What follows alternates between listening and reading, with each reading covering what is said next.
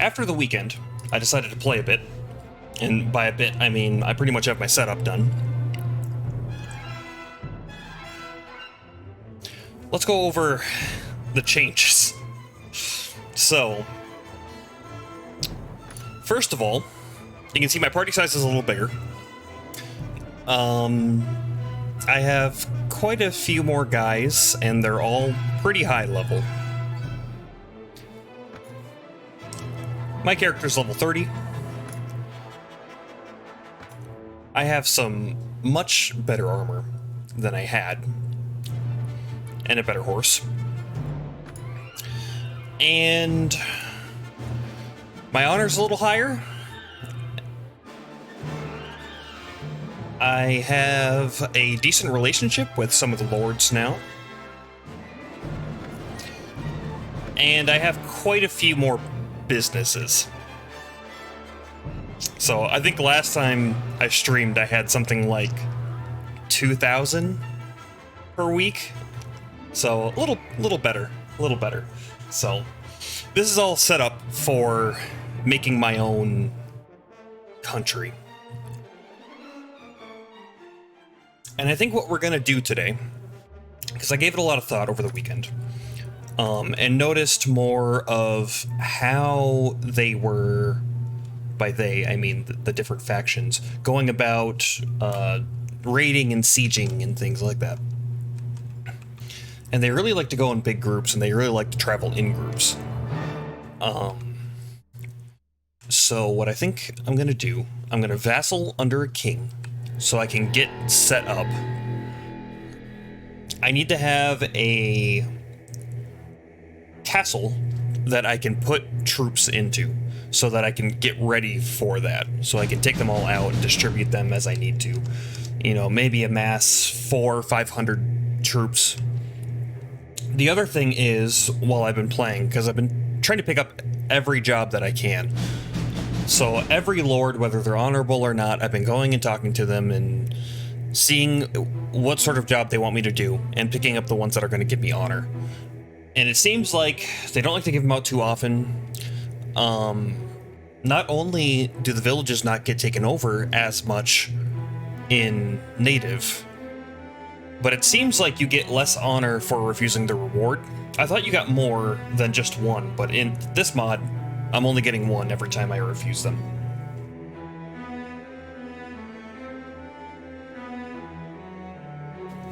So getting honor has been a little tough. One way to get honor, however, is to fight a enemy lord, and when you have the option to capture them, if you get the option, because it's just RNG whether you get it or not, and you let them go, you gain honor. So that's another reason to join a faction, so that I can get into these fights, I can rack up some honor, things like that.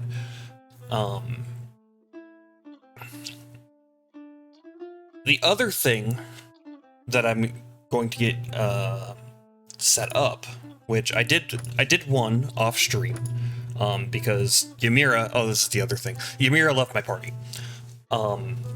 She didn't have anything happen. We were just traveling around. She just hates my companions. And so at one point she was like, I want to leave. And then I was like, no, you should stay. And she's like, okay. And then it came up again. And so I was like, okay, just leave then. So she's out of the party. I since picked her up, found her in a tavern, picked her back up into the party, and then she left again. So after a bit. But anyway, if I go to my character reports, you see I have a new stat called Right to Rule. Right to Rule is very important, or if you're trying to start your own faction. The more right to rule you have, the more legitimate a ruler you are. So, how I got that, I'm going to do that right now. I'm going to send...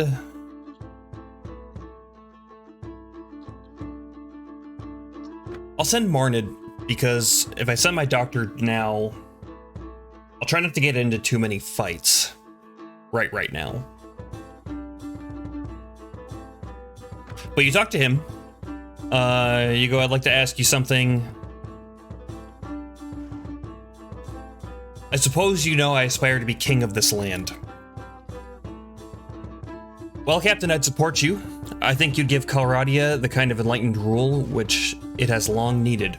Would you support my cause? Most of the lords of the land, well, let's just say that they never held a dinner that they didn't collect as rent or take as pillage. You, on the other hand, have some experience of commerce and trade, of the effort and risk involved in making sure that the men don't go hungry in Sargoth, while there's a glut of grain and provender, to give an example. If you like, Captain, I reckon I could find some support for you among the merchants and burghers of this realm. Please continue. If you'd like, Captain, I can take a few weeks to visit the guild halls and caravansaries where I have contacts and explain to them that in you they have a king who will check the rapacious nobles who, with their tariffs and taxes, would strangle commerce for the sake of a few extra dinners to spend on their wars and their feasts. So what do you say? So, when you do this, he's gonna leave the party for a while. And when they come back, you'll get right to rule. I think you can only send out one at a time. That's a great idea, boss. All the kings and the khans of this landed nobles who rule now with their prisons and gibbets and scaffolds and whippings and brandings and hangings for any man who might be driven by the crying of his children to steal a loaf of bread or maybe a horse. Calradia deserves something better. Would you support my cause? I would, boss. Moreover, I have a proposal on how I might help you attain your throne. But you recently sent Marnid off on a mission. Perhaps we should wait for a couple of weeks to avoid drawing too much attention to ourselves. So you can only have one companion out at a time. So when he comes back, I'm going to have right to rule, and then I can start sending out all of my hero companions. If you do this while you are vassaled under a king, you will probably get a talking to. Because they're going to notice you've been accruing right to rule, and they're going to be like, what the fuck?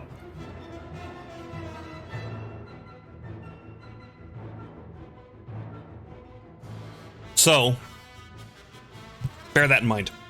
It can help you cause a rebellion, because there's a couple of ways to go about that, which I'm sure we will get to later in this playthrough. Anyway. So right now I'm in Sargoth. There's a tournament going on. I think we're going to partake in it.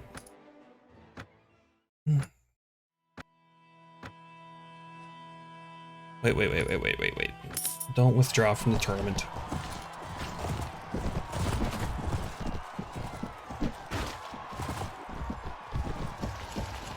I have quite a few better weapons as well. I ended up finding a bastard sword for myself and my companions. The most of them, anyway. And that's been such a big help. I really noticed the difference when I joined a tournament, because the one-handed swords in the tournament are just that. They're just regular one-handed weapons. And the little bit of reach that the bastard swords give you. For example, this sword, I'm guessing, has a reach of like 95. And the sword on my character has a reach of 103, I believe it is. And it makes such a huge difference.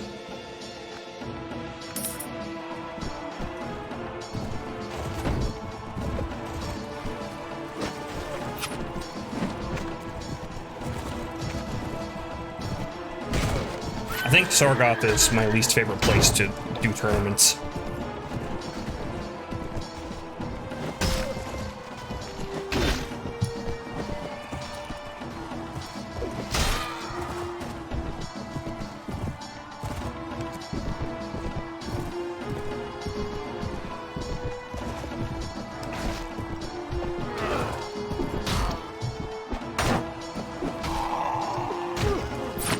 Oh.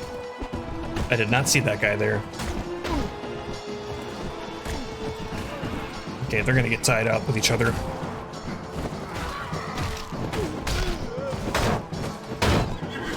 Oof.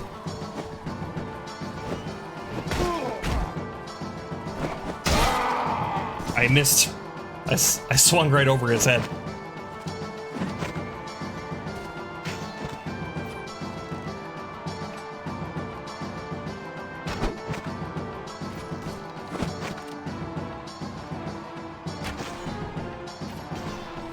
Sorry, new camera. It's got an auto shut off feature every 30 minutes. So that's gonna be a new thing. Sometimes I'll just disappear.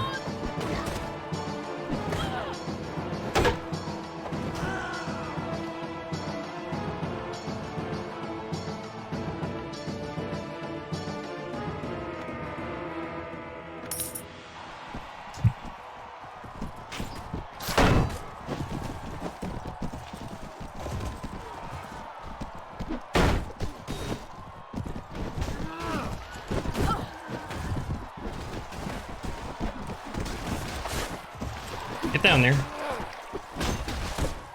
Oh no. Okay. Okay, it worked out. I got a little stuck.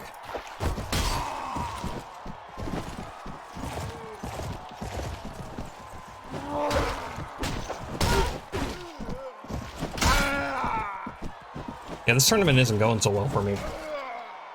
These ones in the Nord areas are tough. Man.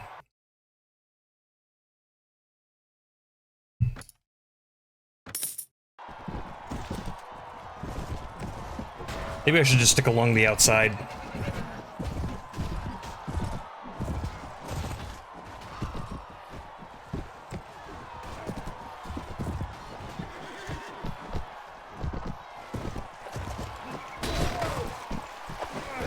What I could do is swap my lance for a ranged weapon, like some thrown weapons or something. I have a little bit of skill in those now. Not that I've been using them. I just have no points to put my weapon skills in anything else. Excuse me.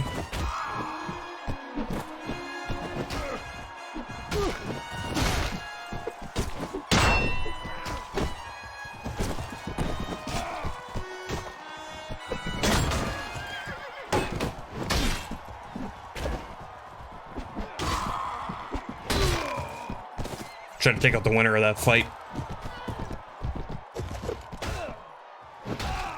I really need to make some points, otherwise I'm not going to win this tournament.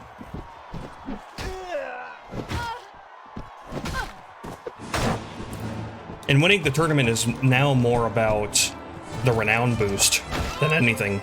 Because, like, as you've seen from my weekly report, I'm, like, way good on money. Like, obviously, more is better. And I'm going to run out at some point. Because running with the army, big army with a large force in a castle somewhere gets pretty expensive.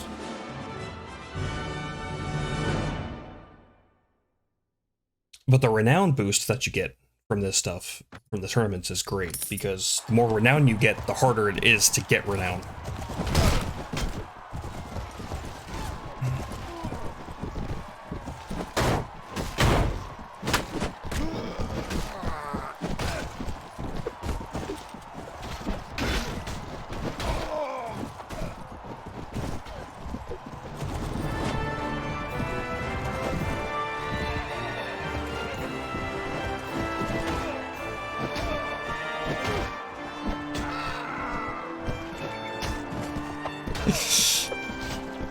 I love when the kings are in the tournaments. My brother would always be like, "Yeah, take that, you piece of... I mean, good, well played, my lord. Well played." I'm really happy that they don't get all pissy when you knock them out of the tournament.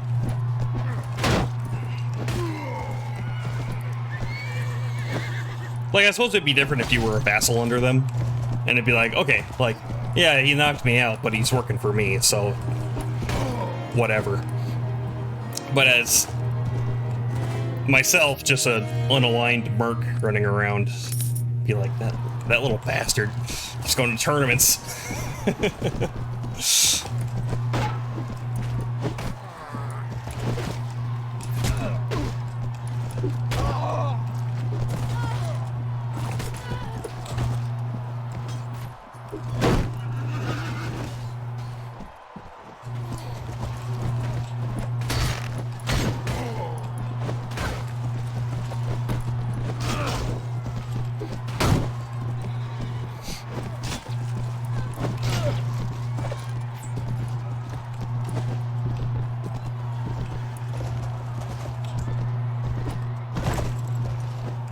Not gonna fight that guy in that shrub.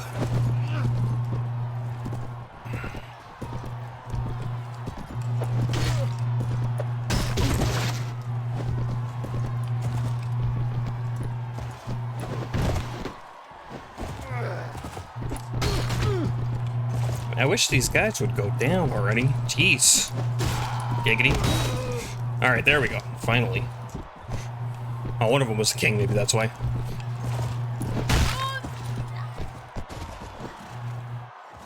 Oh, that's not my guy. I don't know why I thought that was the last person in here. I haven't been really paying attention.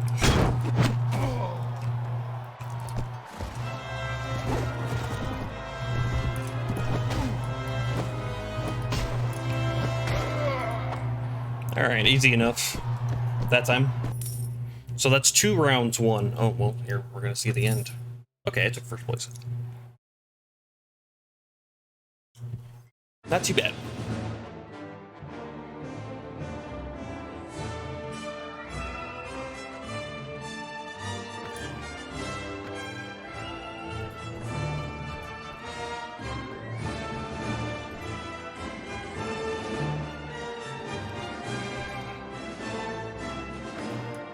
In native... Oh, okay. Yeah. I was gonna say, in native, if you won a tournament and then you go to the feast and talk to whoever's hosting, you'll gain a reputation with them. Which hasn't been working, but I've had negative relationship with like all of the kings and people that have been hosting. So maybe if you have negative relation with them, they don't care if you come and say hi after you win the tournament.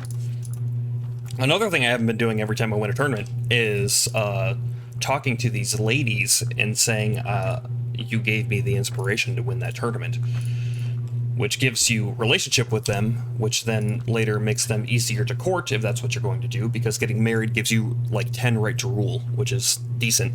Also gives you an in to the family. They are more likely to be friendly with you and follow you, which is what I'm doing right now. I'm just checking what family they're a part of. So I like Logerson.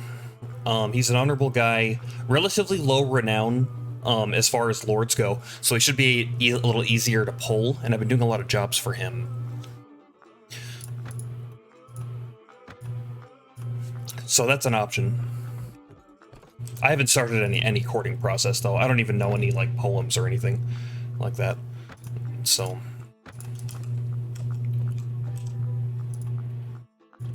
Courteous... Nope.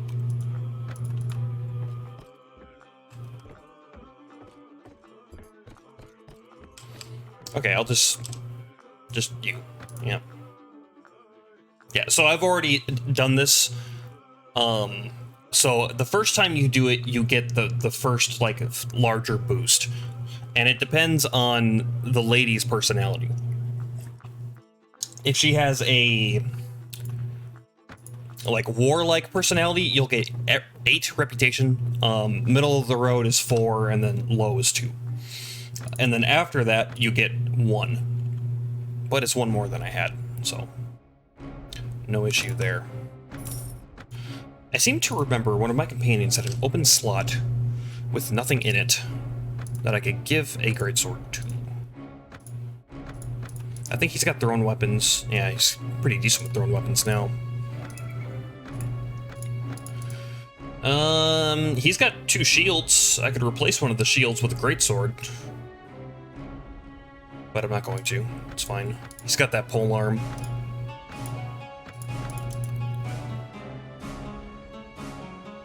Yeah, he's got this Vegger Lord Sword. Reach 110. Mine's only 103, and I have no issues with it, so... It's nice. And she's just got an extra shield as well. It would make more sense for her to have a greatsword. Even though this Masterwork Nomad Saber is nice, if the shield breaks, then she could swap to the greatsword, which having the greater reach would probably outweigh the little bit of speed bonus. Also, it does more damage. So which of these is the better shield? Probably this one.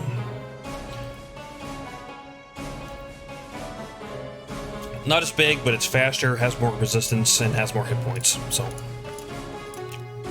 Oh, she can't use it. She only got a 10 strength. Damn. Log Valrox, thanks for the follow. I appreciate that. So never mind. You get that. I don't know how close she is to leveling up. Quite a ways, so never mind. I sell the greatsword.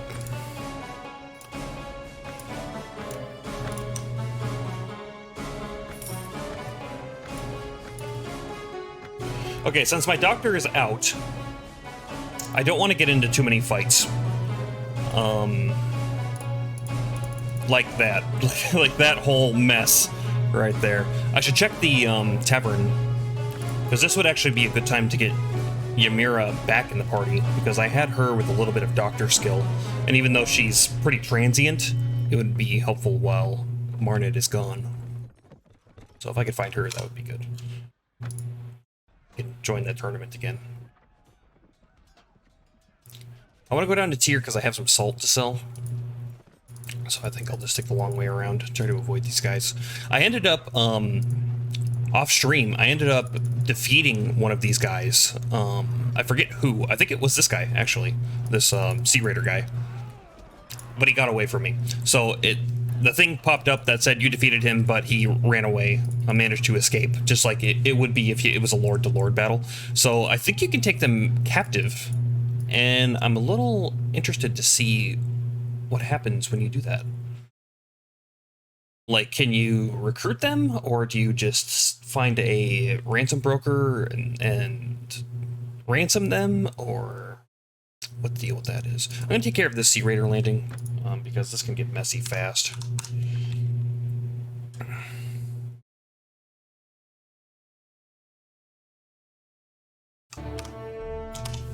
Gave the wrong order. There we go. Okay, let's see here. Last time I tried to go to a bandit area,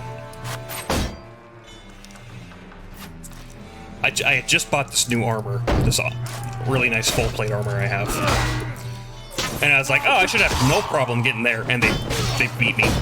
So I was going up against mountain bandits with some pretty nasty crossbows. That's what did it.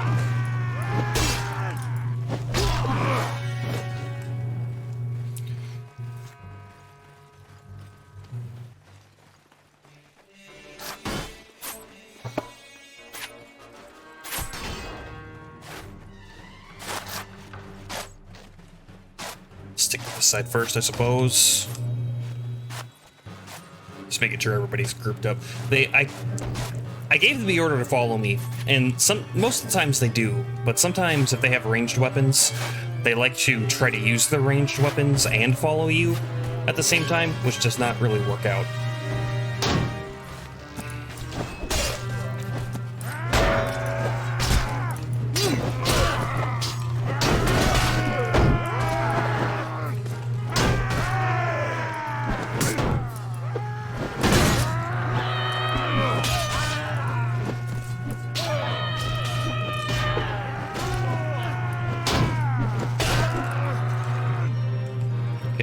Good here. Sometimes the enemies like to spawn in right on top of you when you finish like part of the wave like that. And since I am level 30, there's going to be quite a few people here, because I believe it's either based on your level or based on your renown. It's kind of net same, really.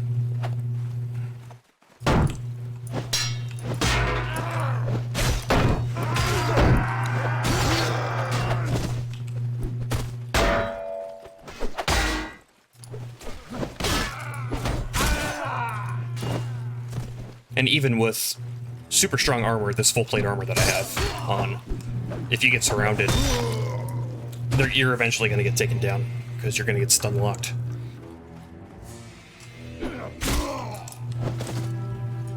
Okay. Yeah, one thing I haven't really talked about for the mod is the so like obviously they have new models for things and like brand new armors and new textures and all that stuff, but they also added new animations, and the animations are really nice in my opinion. They're not particularly flashy, but they're a little closer to like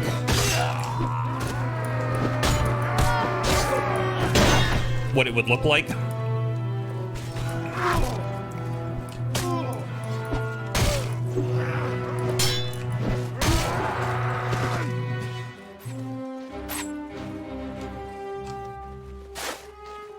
Instead of just swing your sword in a 90-degree angle, you know, and just kind of chop away. It's a little more fluid. So they have some really good attention to detail in this mod. Like that in the castles too. Like differentiating the castles around the area and making them fit their respective area a little better. Like a lot of the Swadian castles are like Mott and Bailey style castles, whereas the Kerrigan castles are more like Eastern style.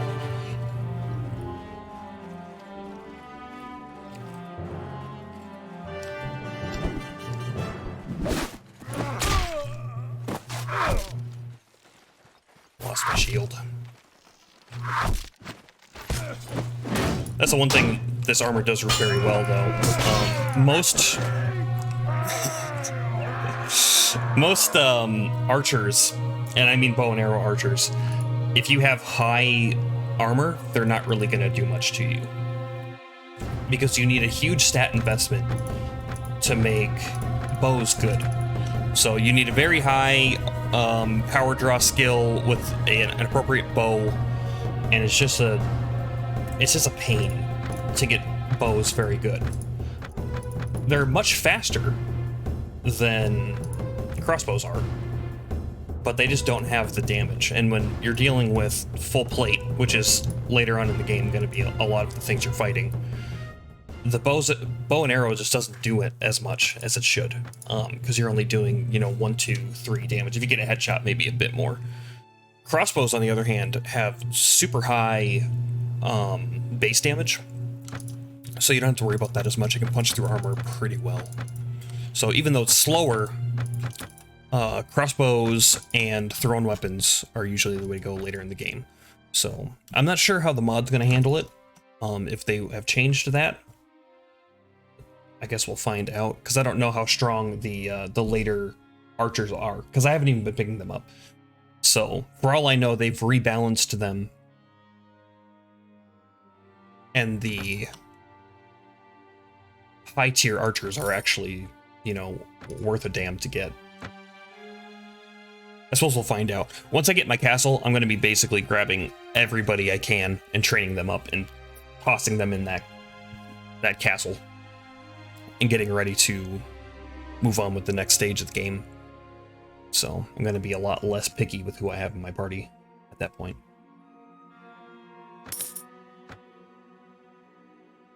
Some of my people are still missing a decent horse to ride, so I've been keeping an eye out for that. But I've been basically sticking to either chargers or the Serenid war horses, because they have the highest armor value.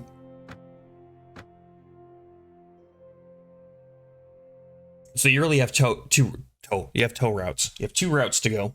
You can either go super high armor but kind of slow, or you can go fairly low armor but very fast. And in this mod, I think it actually makes a little bit more of a difference, because when your horses take damage, they get slower, which was not in native, at least not that I remember.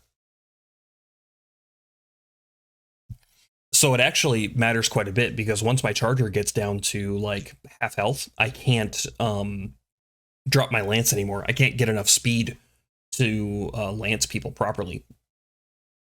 So that's actually kind of a big deal. Get these. 0.5. What are these? 0.5. So they'd be the same, just straight upgrade. Sure, do that. It's gonna be little upgrades for my armor from here on out. I did see a very nice suit of armor that was like 130,000 silver to buy, or something like that, something crazy.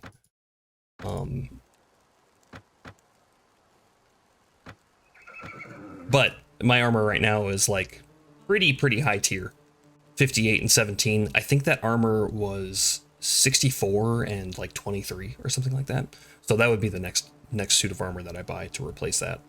Otherwise, I'm pretty set. I have some pretty decent stuff. Anybody not have gloves?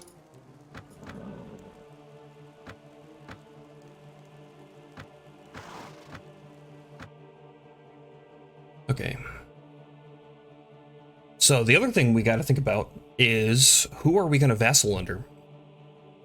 I've been thinking about it. Right now, the Kerrigan Carnet is having a terrible time.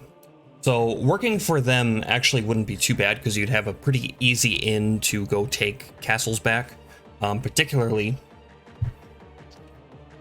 this one. If I could take this castle, this is a great castle to have because it has very few approaches, just either this way or this way. And if the Kerrigan Carnet has it, then you only have to worry about this direction.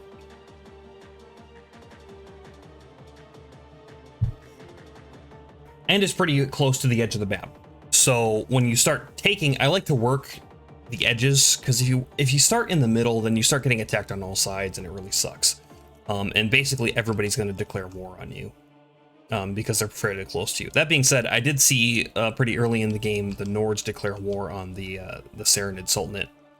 So maybe that's not so true with the mod. Maybe things have changed a bit with that.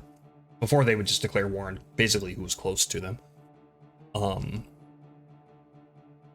So that's an option. And then since they're small, I could try my best to lead sieges and build up some area, and then when I betray the Khan, I take all that stuff with me, and then they have a very little action to fight me, and I can basically eat them and knock out the Kerrigan Carnet and take over their area.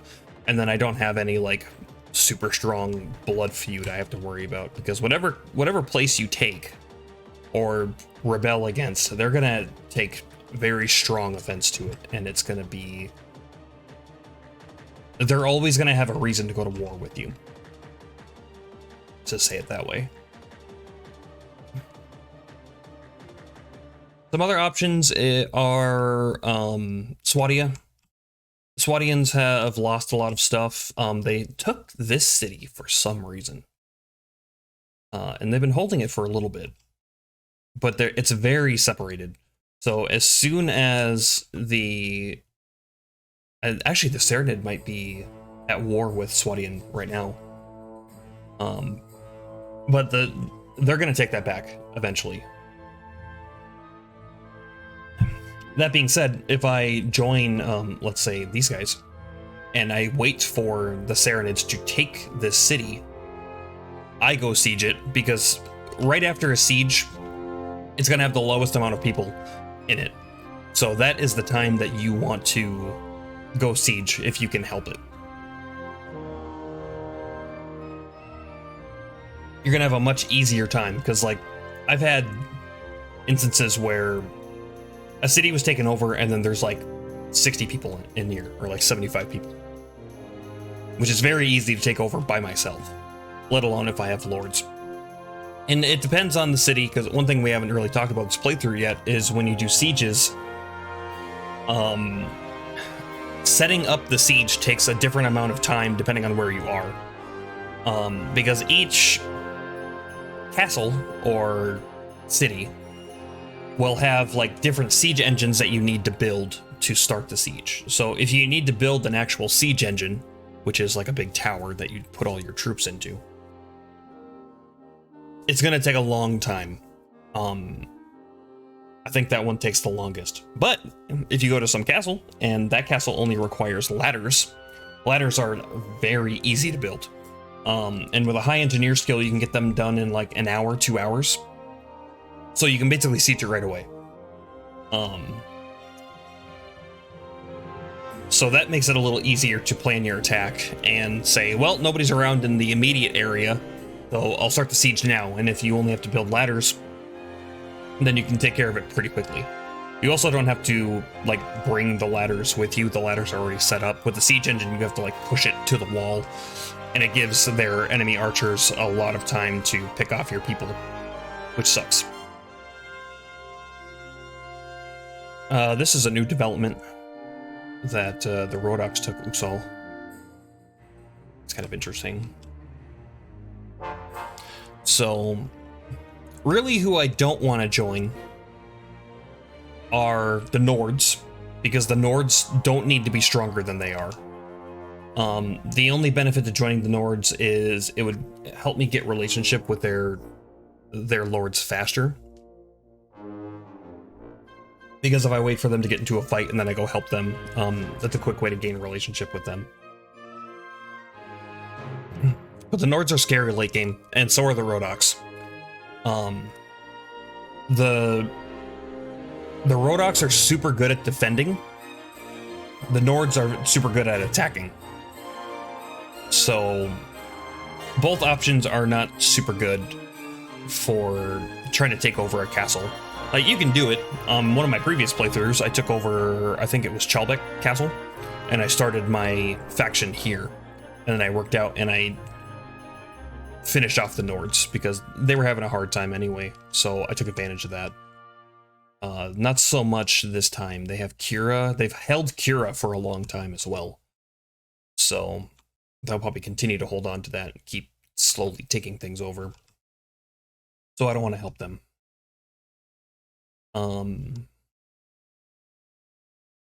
The Vegars are doing pretty good. I don't know how long they'll hold Durim for, because Durim always changes hands, but they're doing okay. They've held Ichimor for quite a long time now. The Serenid are doing really well, and they're probably going to take out the Karagit the next 1 or 2 times they go to war with them. Unless I join them. Then they might actually have a chance. But yeah, it's a little tough. My gut feeling is to do the Karagit Karnit, so I can take over their area later. Because the mod seems a bit harder, so I'm a little worried about getting my start. But the Karagit Karnit, and if I take over the area, will give me a pretty strong foothold for whenever the next person declares war on me. I'll be able to defend it a little better.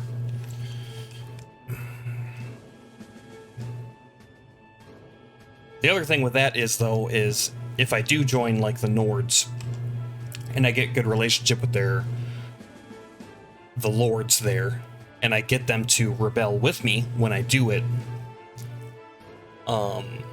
we can take over a lot of their territory very quickly.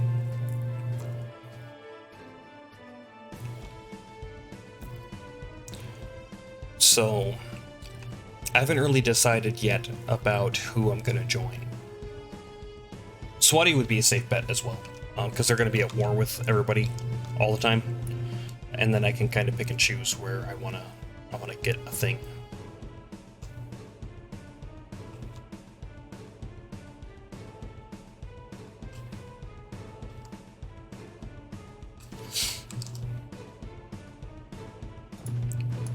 A lot of things to consider.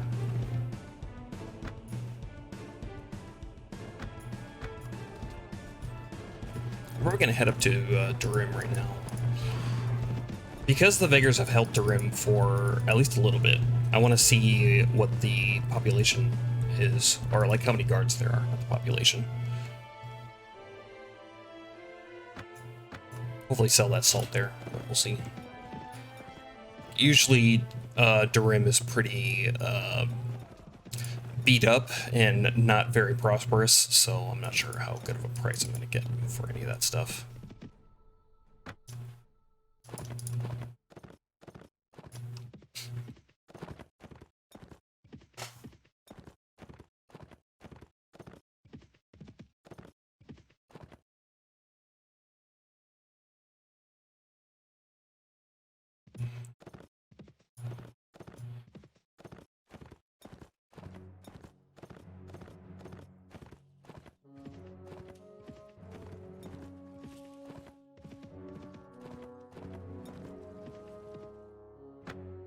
Six.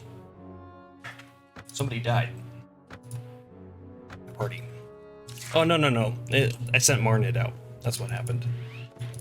Okay.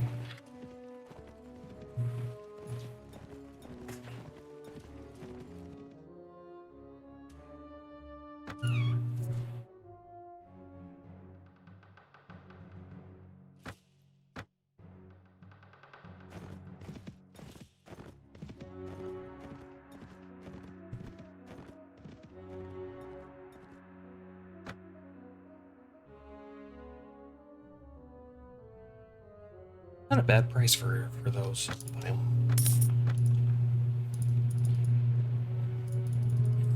To raise the prosperity of whatever territory you're at,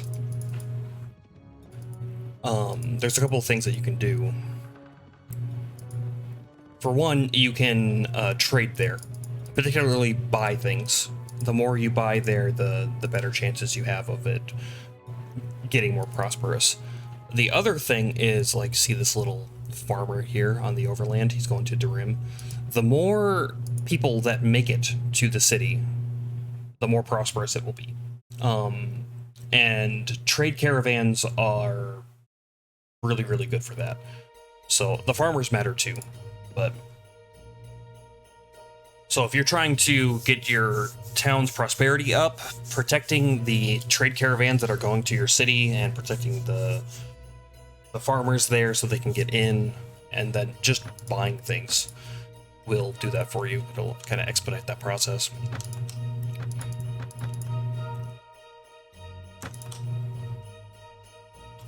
Do they have anything that I want?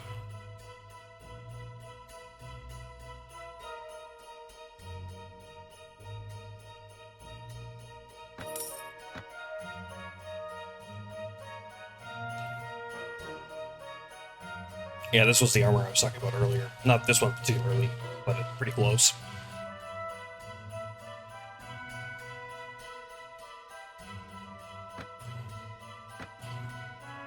Oh, and they got a couple of chargers. I can't afford this one, though. That's too bad. Its speed is very low, actually, 37. Higher charge, though. Kinda interesting. I haven't quite, I just started looking at horses not too long ago, so I haven't quite figured out what their, like, modifiers are. Like timid and, long-barded and what have you.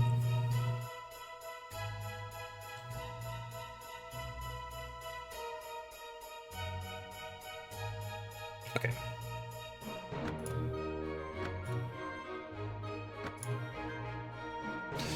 So they've had it for a while. They have 215 guards here. And most of them seem pretty decently tiered. The most they have is tier 2 Vegger infantry, which is that would be easy to handle. Another 50 tier 3 infantry Vegger guys. And then I guess the higher level ones are just onesie-twosies here and there. So this place would actually be pretty easy to siege. Pretty easy to take over. Even if you were by yourself doing it, because at least without mods, and I will say that Floris doesn't change this part, there can only be 150 people on the field at a time. So you're not going to fight all 215 people at the same time.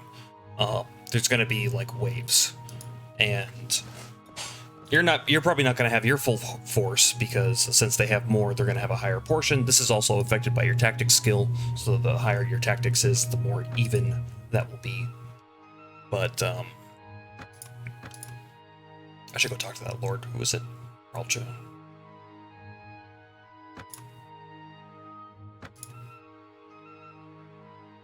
What's his title?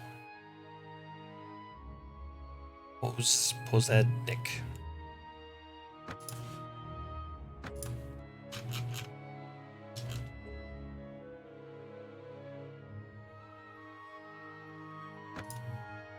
He's cooperative towards me. Okay. So yeah, I probably want to go talk to him, see if he's got a job for me. The other thing I could do for becoming a vassal is just wait for somebody to send me an invitation to be a vassal. Although I've burned a lot of bridges by turning people down, so I think they only do that if you have a neutral or positive relationship with them. I could be a mercenary, which is kind of the same, just without the fief.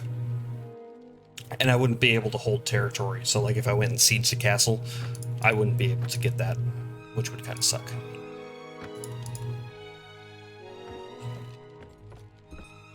If you're early on and you want to get a head start in being a vassal in somebody's nation, becoming a mercenary and doing well is actually a quick way to do it, because you won't be able to become a vassal if you don't start with the noble background. So doing that, being a mercenary for them, building up reputation and building up renown and things, will make that easier.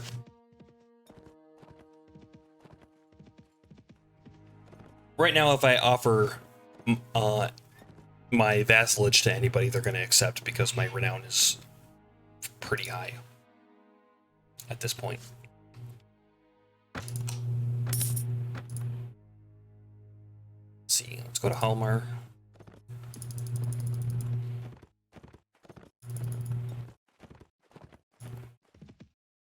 Amdar.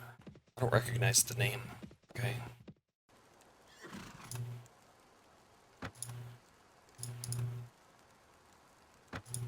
Yeah, we did that training one on one of the previous streams, and it is not worth it. Unless you have the people already, I would strongly recommend just ignoring that one. You don't lose reputation for saying no to that one either, so that's nice. Sometimes you do. But that's mostly the scoundrel lords giving you scoundrel-type jobs. Like, a couple of times it's come up that they're like, I owe this guy in this town a lot of money, so I want you to murder them. And you're like, nah, I don't think I'm gonna do that. And then they get mad at you. Like, I guess you just don't have the stomach for it. It's like, no, I'm just not an asshole. Just pay your debt, man. It's not that big a deal. Are you planning to vassal under a particular king? So that's what we were just trying to figure out. Is I'm going to vassal under one of them to build up a force, so that when I rebel and start my own, I already have a pretty decent foothold. Because if I try to start my own out the gate, I'll only have, at max, 150 people with me. And I'll have to use some of those to put into whatever castle I take to defend it. And then I have to go run around and try to get people to rebuild my army. And in the meantime, the enemy lords of whatever person I just took that castle from are going to be trying to hunt me down. So I think vassaling, at least for the time being, a temporary vassal situation is what I'm going to do.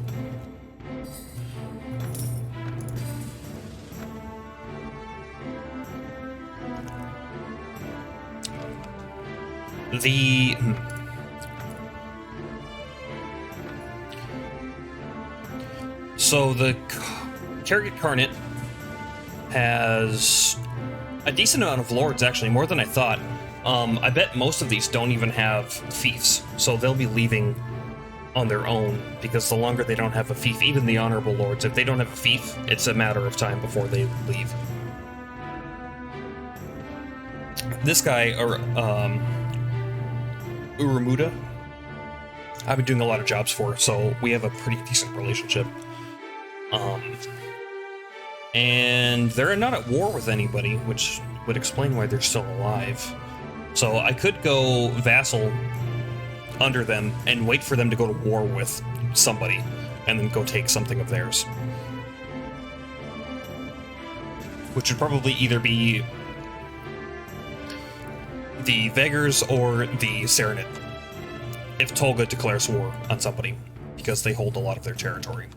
So they'll have the reason of reclaiming lost territory to go to war. Which, having a reason to do that, once you have your own faction, those sort of things become important to do, because if you go to war for no reason, you'll be seen as a warmonger, and then that'll hurt your relationship with some people. So it's a little bit of a balancing act. It's not that hard to do. Most of the time you can just wait until, or at least what I do, is I just wait for a faction to declare war on me, and then I just go for that. And then the first time they're like, let's make peace, and I go, no, I don't think so.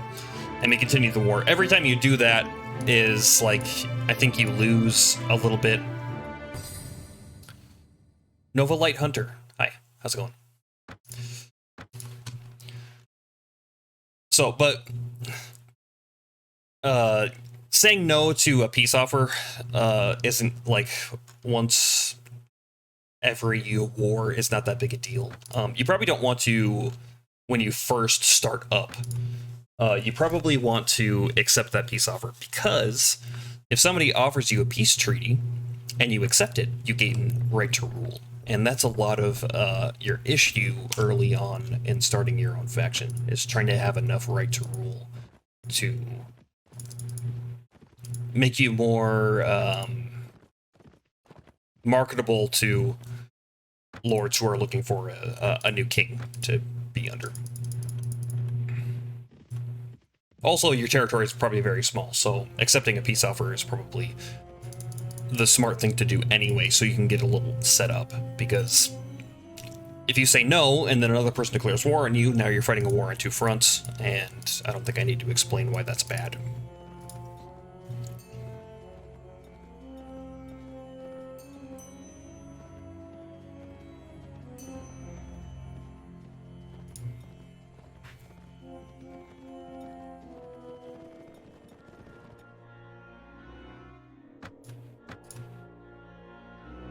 Do they have anything that I want? I'm pretty well set up right now, so these horses aren't bad. They're less armor, but their speed is a little higher. So they have a decent charge too, very decent actually. So maybe that would be a little better. I love the base game, but I can never get out of the early game. I only had one game where I was able to make my own kingdom. I captured a castle from the Sultanate, but I lost it because I lost way too many troops and the siege, and I had only recouped my losses and left my territory undefended. Yeah, that is an issue. So what I've been doing so far, Nova Light Hunter, is basically setting up for the time where I can do that. And a lot of people have trouble making money early game. And so let me give you a little rundown of what I do early game, if you wanted to retry your playthrough. There are a couple of areas where you can trade, because I did not know the importance of vassals back then. Yeah, vassals are important. So I'll give you a quick rundown. Durim has cheap grains, which early game, like your first few days, you can use to trade for, because this game has a live economy. It will change over time. You can change it. I usually do tournaments for money. Right, so tournaments are good, but you should use them as not a main source of income, because it's kind of RNG to find them, and it's easy to get knocked out of the tournament in base game. So you have that. Over here on the coast of Rivachek, you can get really cheap silk, which silk sells for a lot. So you buy it cheap here, and then you go probably to Kudan, or you can go further away and you can sell it for a good profit. Ichamor and Tolga have cheap spices. Spices are expensive to buy, but you can make a very good profit off of them. So here you can buy them for like 400, 500 silver, and then you go somewhere else and you sell them for like 800.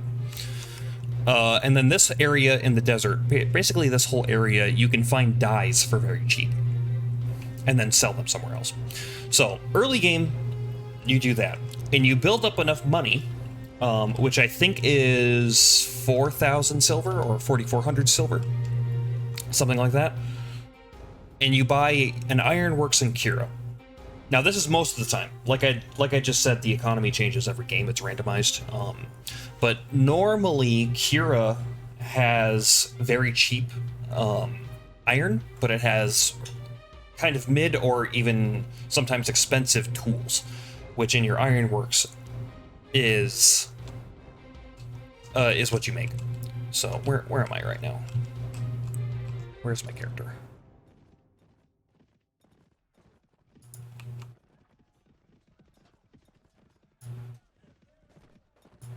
Oh, okay, here I am.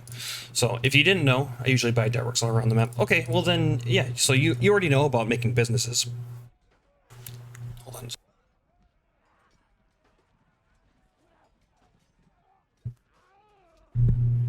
Excuse me.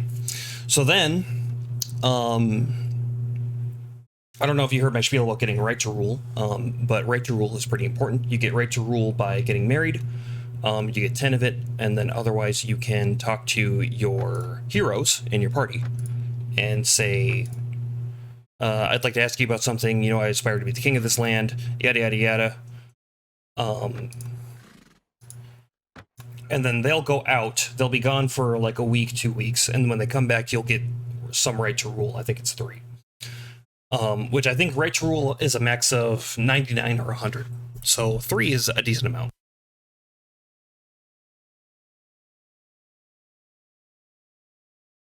I have something stuck in my throat.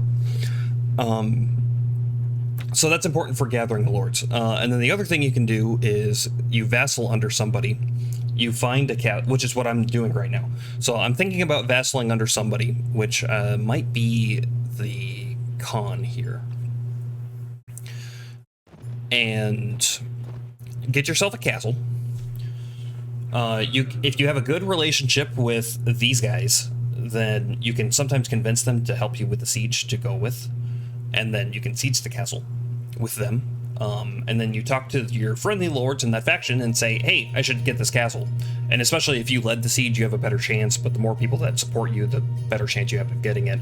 And then once you have it, you can start stocking that place full of people and getting ready for your takeover. I never like getting companions because they're a hassle to level, but I'm trying to collect some companions for this playthrough. I have right now almost all of them. So, companions, I would say heroes are very important to have in your party. Because you can split your skills up between them. These party skills, so like looting, if you look in the top right, is a party skill. So you can have one of your people be like the dedicated person for that. So like I usually have a dedicated surgeon or whatever. And then your character can give them a bonus. So it's a 2-person system. I just need to collect my intelligent companions or an intellect companion right now. Yeah, so most of my guys are like intellect companions. I think up to Rolf, Sajad, and Leslit are basically like my fighters. Nizar I have set up to be my tradesman right now. So he's got an 18 charisma and 6 trade skill. And then I think everybody else is like mostly int. So you get those set up. The person with the most skill, setting up Leslit to be my doctor. Okay, yeah. So the person with the most skill is going to get this number. So Nizar has trait 6. I have 2 points into it, so I'm giving him a +1 bonus. How those go is you give a +1 at 2 ranks, you get a +2 at 5 ranks. I think it's +3 at 8, and then +4 at 10. So splitting up your skills for different people, it's important. Your companions or heroes also have opinions on other heroes. So not all of them like to get along, which you may be finding out. So my party composition right now, don't mind Sajad, he's part of this mod, a part of the Floris mod, but Rolf, Leslit, Nazar, Matheld, Katrin, Artenmer, Borcha, and Marnid. Marnid is my doctor, and he's out right now gaining me right to rule. Those heroes get along with each other. So they are less likely to leave your party. Which is good, because if you're planning for one of them to be your doctor and then they up and leave, that sucks. Excuse me. So you can I think you can have like 8 heroes. You can find a kind of like graph of it online. And yeah, I watched and read a shit ton about Warband after my last playthrough. I wanted to know as much as possible. Yeah. So there's like a group of 5 and a group of 5 that get along with each other, and then there's 2 separate group of 3 and group of 3.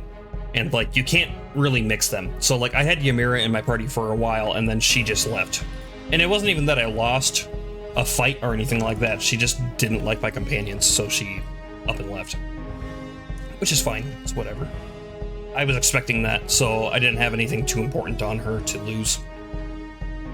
Right now my playthrough is going very well. Okay, well good.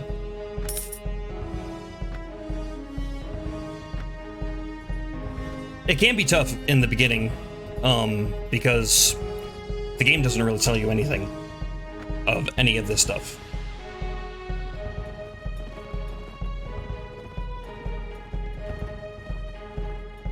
And then my character, I try to, I'll get a decent amount of intelligence and strength. The intelligence is mostly for my my trainer skill. Trainer is super important, I'm sure you know. And then I put as much as I can in charisma, because leadership is very important. I just need to get Artenmer, Letty, and Dashabi. Those are the last intellect companions I need. Okay, yeah. So I think, what is it? Dashabi makes a good Pathfinder. Clethy is, has a high agility, so you can give her, like, looting. And then Artenmer is, I have Artenmer in my party, and he's a super good siege guy. So, high engineering. I also usually give him, tactics, because I don't want him with just one skill, you know? Like, it's not really worth to get his int up for just one skill. So...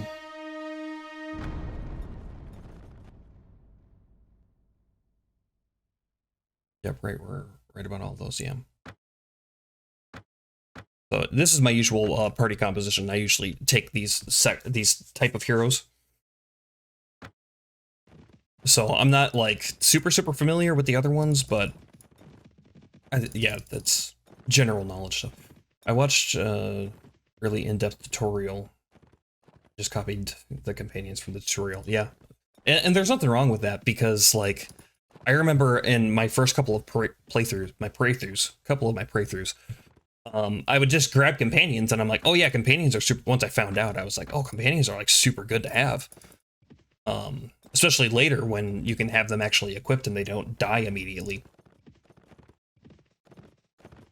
And then they're like, I don't like this guy, and I'm like, oh okay. And then they're like, okay, no, I really don't like this guy. I'm leaving. And you're like, oh well, shit. Like, like I had a really good armor on you, and you were like my Pathfinder person. Now I'm super slow, and then I got attacked by an enemy lord, and now I'm dead. So, and that's like just very frustrating, because nothing alludes to that's going to happen until it happens. Usually just go to the arena and ask where they're holding tournaments, and just beeline it to those cities. Yeah, that's a way to do it. And tournaments are nice because they give you renown. That's why I like doing them later on in the game. In this mod, you make a ton more money from tournaments and renown, I think. Because when you bet, you bet on the round, not for the whole tournament. So every round, if you make and you're not betting on if you win or not, you're betting on how many points you get. If I find one, I'll show you how it works.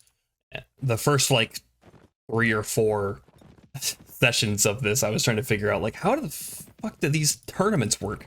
I couldn't. It was not making sense to me because I was still in that native mindset of like, you know, you get your bet if you win. It's okay. Well, there's a tournament right here, so I can join. This is one thing I was able to improve myself while playing. It was combat. Yeah, so I can talk a little bit about that too, if you don't mind. Too much. I'm not like super good at combat, but I'm not bad either. I think I have. That's an expensive horse, though. Never mind. That's pretty decent and slow. That's the same. Close to. My difficulty rating is at 53. Now I'm able to take turns level up. Yeah, I think mine's this was started as a pretty casual playthrough, so I think my difficulty is only like 43% or something like that. Because I didn't want to be stressed out every time I got into a battle, you know. But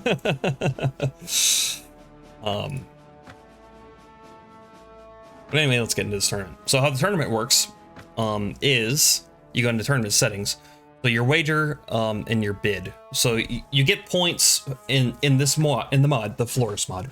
You get points for every person you take down, as well as there are certain like round categories like swiftest strike or dominant presence or whatever that also give you points.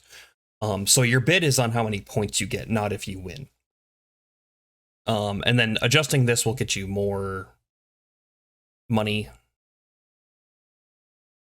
I've just been keeping it at 3 teams of 4 because it's fine. The other thing is you get to pick what weapons you bring in to the fight, which is huge for me at least, because getting into, you've built your character to be a melee fighter with some thrown weapons, and you get in with a bow, and you're like, what am I supposed to do with this? Like, I have my damage on easy and bumped up to normal. I usually quit without saving if I lose a battle. Yeah, so I have auto saving on, so that's like one of the more. That's my makeup for having a little bit of a easier difficulty setting. Because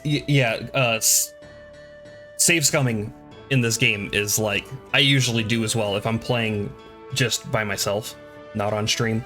Then it's like, oh, I'll make a save right before, and especially in native, because if you get unlucky and you happen to catch a lance to the back, and it's like, okay, like what was I supposed to do?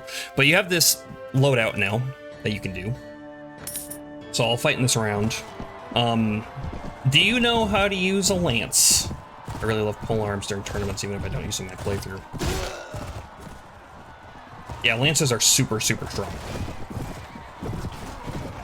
I was doing this in one of my previous streams. Somebody had come in and was like, I never knew how to use the lance, and I've been playing for like a long time. And now it's like, oh, this is how you use the lance. And they were pretty happy with that. At least they seemed to be. So I'll just give a quick rundown because I'm going to throw this up on YouTube too. So if somebody happens to be watching, there we go. So I got 800 gold right there, and I get 2 renown because your renown is based off of like how many points you get, I think. I'm not for sure about that, but it's something like that. So anyway, with a lance, when you build up enough speed, you'll drop your lance like I just did. I'm not holding anything. He's just doing that.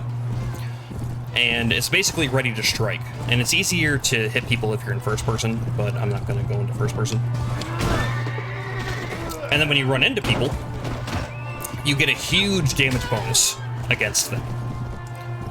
And if I hit somebody, you will see that. You can also crush through blocks and stuff with it, which is pretty handy. Not through shields, but if they're just have a regular sword that they're trying to block with, you'll go through it. I didn't get any points that round. You should go in first person better aim. Yeah. I totally agree that it's way easier to aim in first person.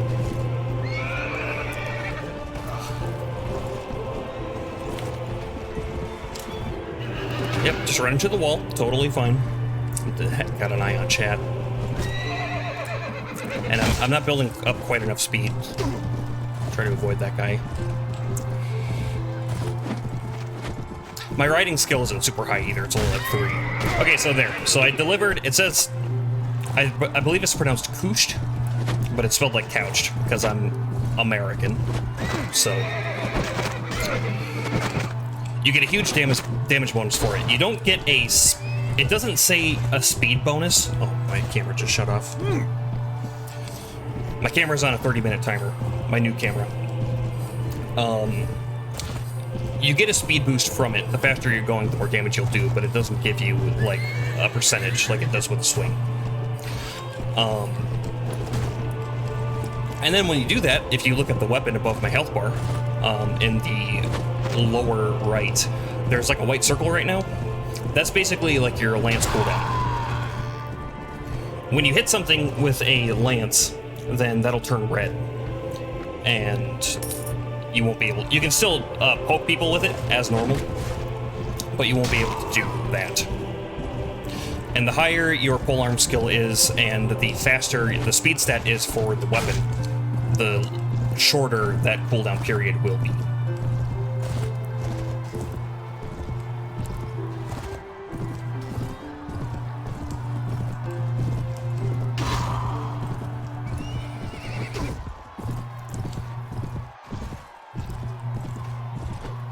I think my bet right now is at 6 or 7.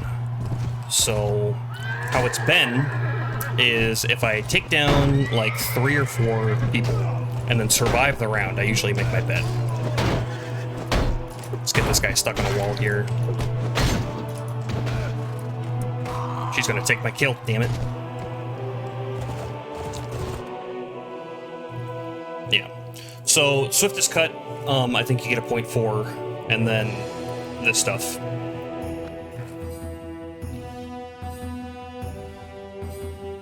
So I need to catch speed up to the cooldown. No, I think the cooldown is a timer. You just need to build up speed to drop the lance. So right now it's a red circle. And so it's on a little bit of a timer, just a regular timer. Now it turned white again, my lance dropped. If you get too slow, like if I go up this hill, you see the lance comes up. That's because I don't have enough speed to use it. And in this mod, the more damaged your horse is, the slower it gets. So there's been quite a few times where my horse is too damaged to get enough speed to use the lance. Which is interesting. Inconvenient for me, but pretty interesting.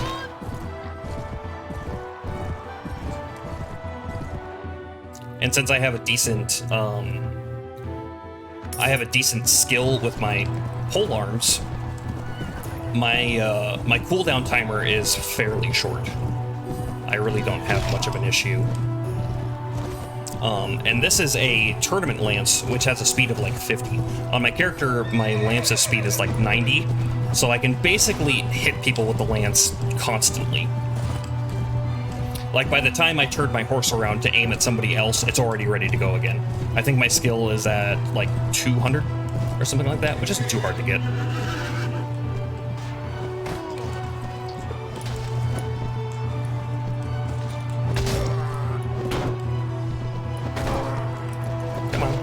Thank you. The mod makes it so there's like a, I don't know, like a timer for the horses, so you don't have just a ton of horses on the map, but they all die at the same time. Okay, I didn't do very well because I was more worried about explaining what was going on, but you get the idea. So you still get a boost if you win. He got a bunch of renown. Normally I only get 10, but I still made money off of it from my bets and things, so I'm not too concerned about it. I think other than that one, I've got first place in every tournament except one. And that was in the Nord area, because as you can see from the mod, the tournament grounds are different. They're changed. They're custom. So sometimes they have buildings in them. Sometimes they have water features in them, or they have hills, or whatever. And it makes it a lot more interesting to fight in the tournaments. In the Nord areas, it's a ton of like shrubberies and hills and buildings, and if you're mounted, it is so hard to get around. In native, I believe the tournaments in Proven are the easiest ones, especially. Yeah, I think you're right.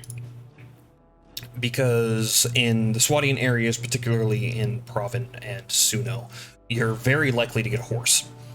And if you have a horse, things become much easier. I do not like to fight on foot, if I can help it. Especially in this mod, because in the mod, they've changed both the attack animations as well as the weapon speeds. So your weapon skill greatly affects your weapon speed now. Like my skill in one-handed swords is like 150, or like 170, but I'm using it like my skill is at like 300. So that's been a huge adjustment. Like fighting multiple people now is very tough because just two people can get you in a stun lock if they are alternating. In 3 people, it's very, very hard. Whereas before, in native, I would have no problem fighting 3 people at a time. If I had my armor, like if I was armored like this, like I could fight off 5, 6, 7 people at a time and not have an issue. But now it's like if there are 3 people, even in my full plate armor, it's like, ooh, I don't know if I'm gonna do super well with that. So it's not about the horse. The tournaments in Proven only give pole arms. Every time I participated in one, there were only pole arm rounds. Oh, okay. So that's cool. For me, the pole arm is nice, but as long as I have a horse, that's really what I care about. Because I like to employ a lot of hit and run tactics. The lance is an added bonus for sure, but if I have a, say if I have a greatsword, great, I can do a lot of work with a greatsword as well. It's just a little bit of a different style of play. Because if you don't have a polearm, what I usually do is I run them into a wall, and then I put my horse right behind them so they can't get out. And then I will stab or swing at them in the back until they go down. That's just a little dangerous in the beginning of the fight because a lot of them are running around and you're likely to get lanced if one of them notices you.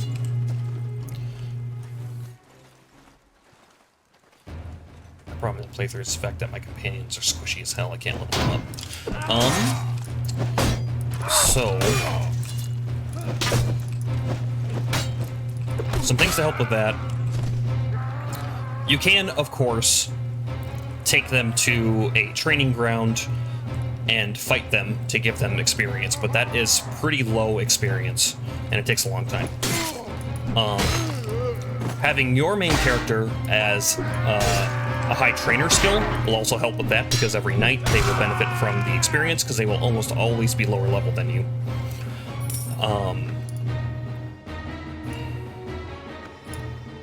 Not the guild master, it's not where I want to go.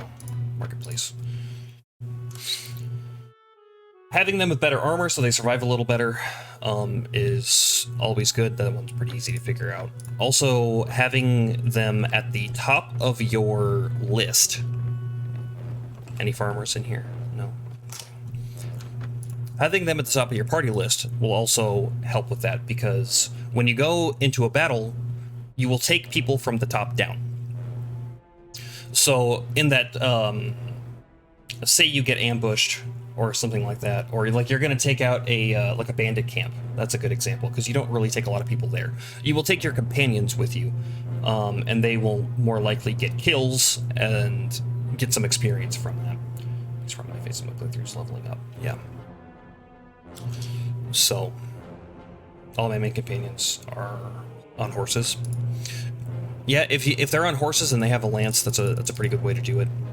And then just every time they do have a level, putting all of their weapon skill points into polearms so that they can use them more effectively.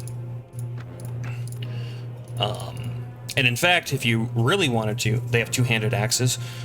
So if they're on horses, I would try to get them polearms, so that they can get kills easier. Because with axes, what they like to do is run into a group and stop their horse and swing at them, and then they get surrounded and they die.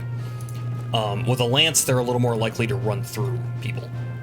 And of course, having a horse with a high charge stat will help with that, because the charge stat, it helps with damage they take from a charge, but mostly it's about moving through enemies. The higher your charge stat is on your horse, the more enemies you can move through, or they have an easier time doing it. So if you get them a lance, and if you are in the base game, let's say you're early, you say your playthrough's going well, so you won't have a problem buying one. But if you're early game, you go up here into the Vagar area, in the snow area, and you fight Taiga bandits. Taiga bandits very commonly drop lances, so that's an easy way to get it early game. So you equip them with horses, you equip them with lances, and then you use movement tactics to make sure that they hit when you want them to hit. Yeah, you're like 200 days in. Yeah, something. I'm probably more than that now.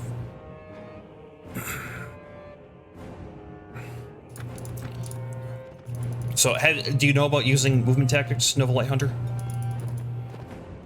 Because that's something I didn't discover until like my second or third playthrough. But you said you watched the video, so they should have covered that.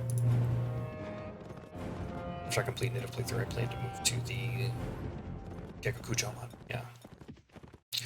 So I've heard good things about that mod. Actually, I haven't played it. This is my first mod. I've been playing Warband since it like came out, and this is my first mod I've played, the Floris mod, and I've been really enjoying it. It's like native but better. A lot of things are just improved. A lot of quality of life improvements. The systems in the game are still there. They're just better. I don't think I'll ever play just straight native again.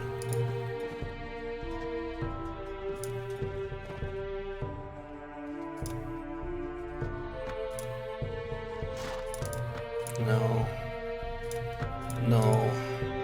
I don't like trying to break people out of prison. Okay, I've been kind of on autopilot. I haven't been thinking about joining anybody. I need to do that. Let's make a decision.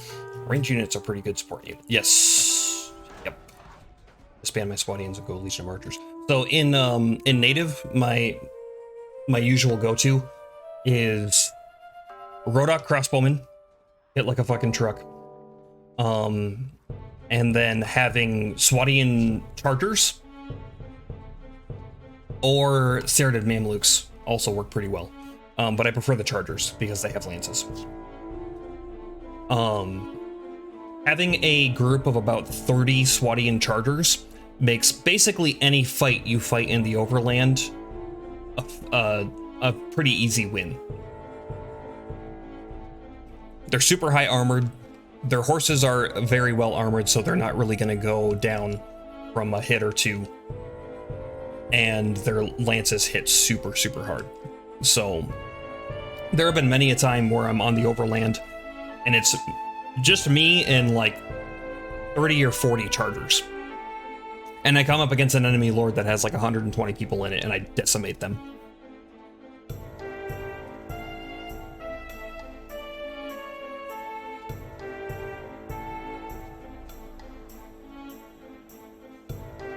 $50 charge in my early playthroughs, yeah. The only thing with those is they're expensive to keep. And they're not super good in a siege. So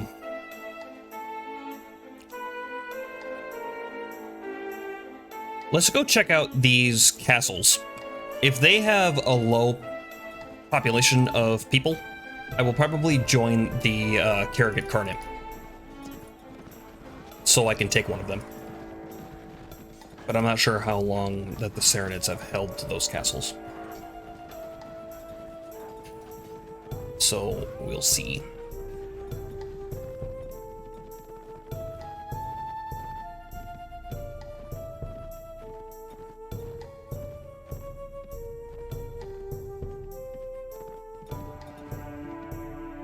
112, that's nothing.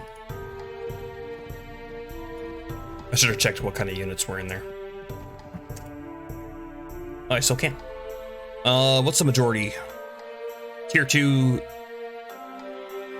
mostly Tier 3 and under. So, easy. I don't know why, but the way the Sultanate looks the most. Yeah, their buildings in their towns. Yeah. I like them a lot. I'm usually more of a kind of medieval European sort of guy, so I like the Swadian areas. I like their castles in the Rodok area. I like the layouts. I like the layouts of the Serenid cities probably more. They're a little more open. The thing I don't like about them is their guild masters are hard to find. So I like to put them like up on balconies and stuff. My first few playthroughs trying to find the guild masters is like fucking torture. Walking around for 30 minutes trying to find this guy. Because he's up on a balcony, and if you're on the ground under him, you can't see him.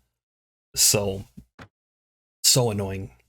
Now I know where all they are, because I've played this game probably too much, but that's what I like to Guildmaster in Salted Towns. Yeah. I have an inside check.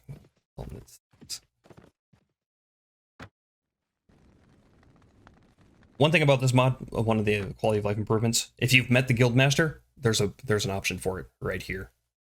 It's so nice. That alone would be like, yep, I'm playing this mod. Like, more, like, not playing native anymore. This is, play them with this mod instead. I haven't actually checked my food in a while. The mod added a, what's it called? Foraging stat. That you grab food on the way. And it's kind of RNG, but it can be, right now, for what I have them at, they can be a max of like 30, I think. So you go through food a lot less, even with a party of like 100. Very convenient. Horses will stop dead in their charge. Yeah. I'm just gonna get this horse. You have a good horse. You have a good horse. You don't. She doesn't either. And I'm more likely to give it to Metheld, actually, because she's my looter.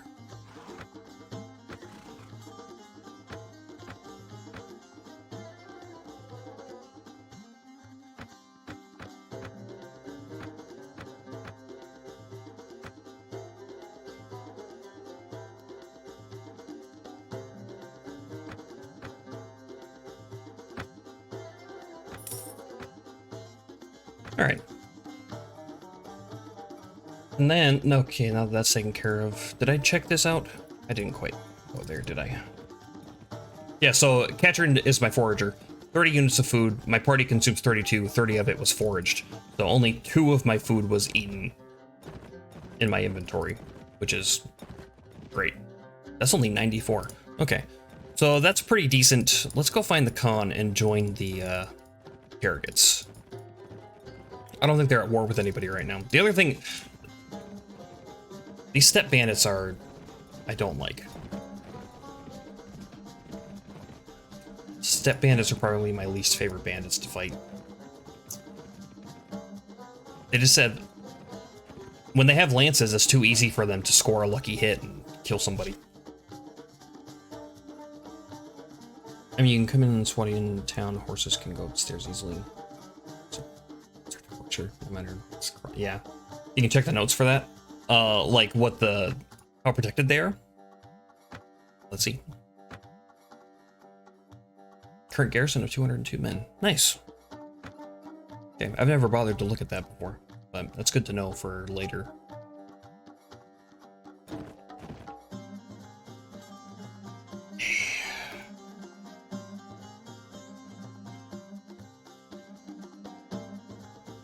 All right, let's do it. You're known as a brave man at arms, fine leader of men. I shall be pleased to accept your bow into my service and bestow vassalage upon you if you are ready to swear homage to me. I'm ready.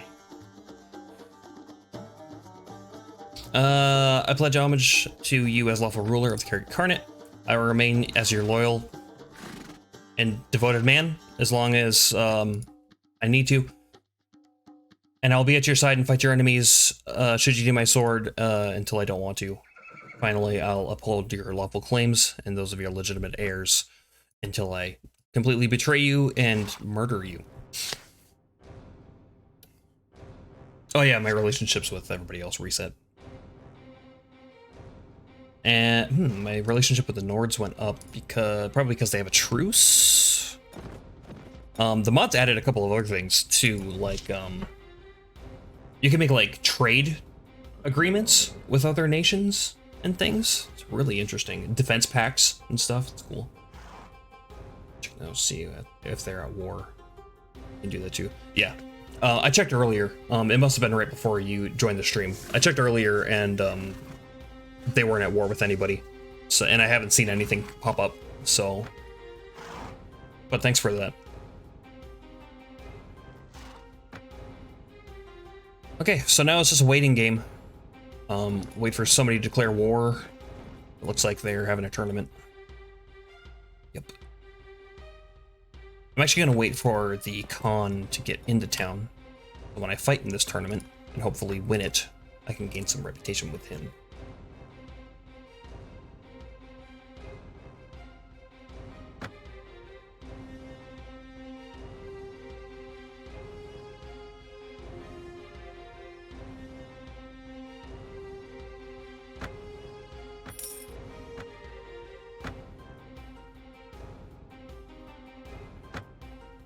I keep thinking I have no money, so I look at this well-made dried meat and I'm like, oh, 240 silver, that's so much. I'm sitting on like 12,000 right now.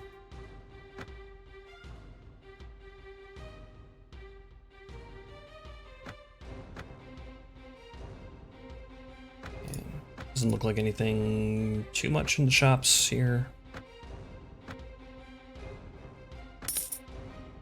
So let's do this.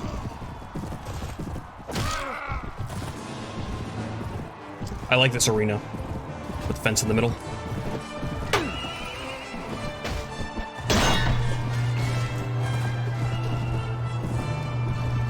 That's my guy. I have a terrible habit of trying to lance my own guys.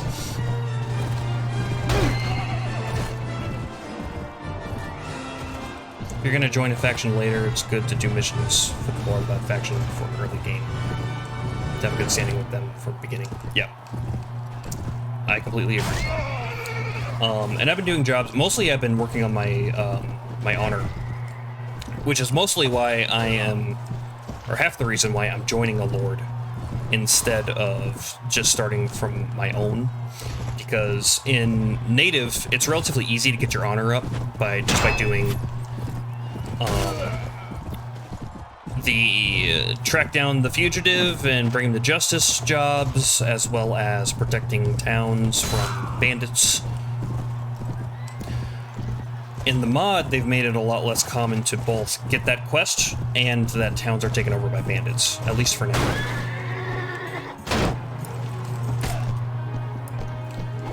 So I've been having trouble getting honor, because by now in native I would have 120 honor and it wouldn't be a problem.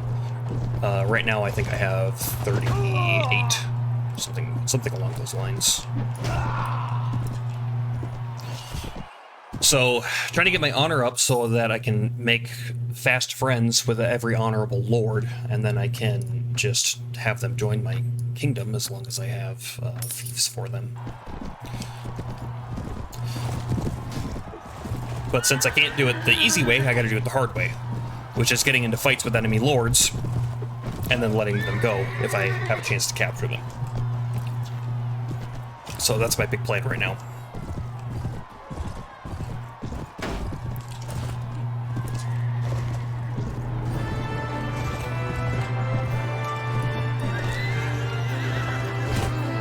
I was trying to hit him because I knew he was weak.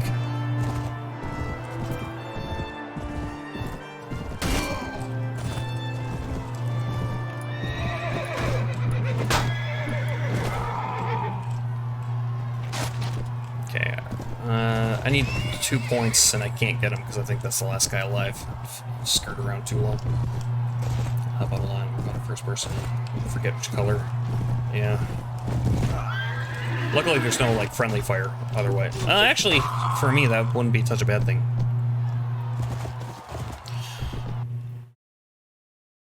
I start with the normal background usually. I want to capture gun wards, though. So, those will be pain later. Get them captured. One thing you can do, and in native, I haven't tried it yet. Once you have your own faction, because I'm assuming you know about honor and things like that, and the different lords' personalities and what they're like. So, what you can do is, lords, when you have fiefs available, sometimes lords will just drop their faction and go to join you, and you get a little message about it. And to have them join you, you got to go talk to them in your area, wherever your capital is. And if you talk to them, you have to make a decision about, yes, I want you, or no, I don't. And if you say, no, I don't, they'll go to someone else. But if you never talk to them, they will forever stand in your castle.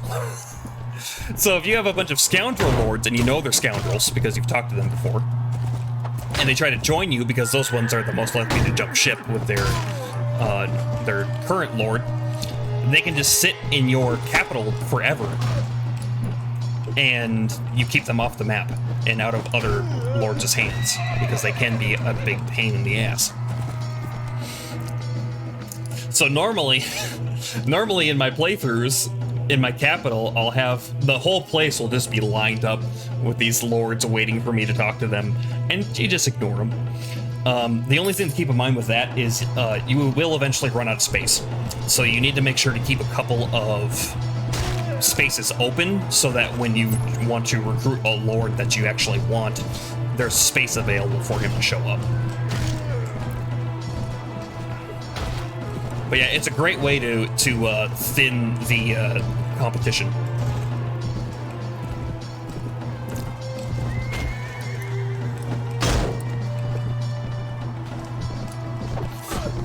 I will say that I never did do a full takeover in this game. I usually take about half the map and then I get bored. Because it's like, you know, the first couple of factions you take down, you know, it's like exciting, but after that, after you own half the map, it's like, well, it's just kind of going to be more of the same. At this point, it's just a time investment, you know, like, because you have a ton of lords, and for me, I did a bunch of setup of, like, this lord is going to have this castle and this village that's right next to it, so he's going to patrol in this area, and I did that all the way through, so that everybody had... I tried to make sure that everybody had a castle and a village, and an area for them to patrol, and, you know, pretty decent standings. And I wasn't too greedy with taking fiefs for myself because I had a business in every town, so I was getting money already. I didn't really need it anymore.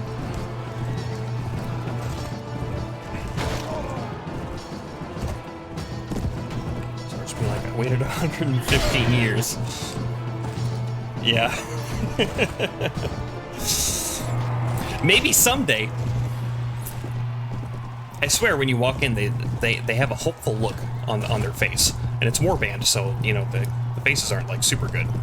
But I swear they're like, oh, and you're like, no, not right now.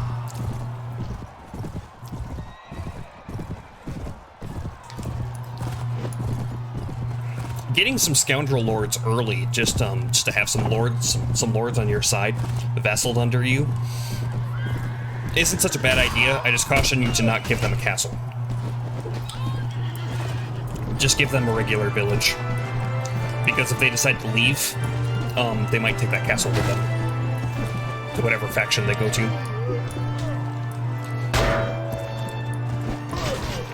But if they just have a village, then it's really no harm, no foul at that point.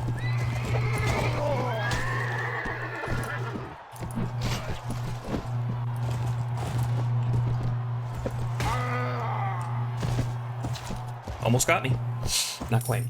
I don't have fast games. I play to completion. The overall goal is capturing the entire map, and then I will do that. Yeah, so, like, if there was a... I guess if there was, like, an objective to, like, capture the entire map, maybe I would be more keen on doing it. But this is a sandbox game where you decide... You decide what your own goal is. Whether that's to help a claimant get on the throne, or help another king take over the area, or do it yourself. Or just stay as a mercenary and you're like, I just want to have the best armor in the game, and then I'm done. I'm like the best mercenary in the entire land. So it's kind of...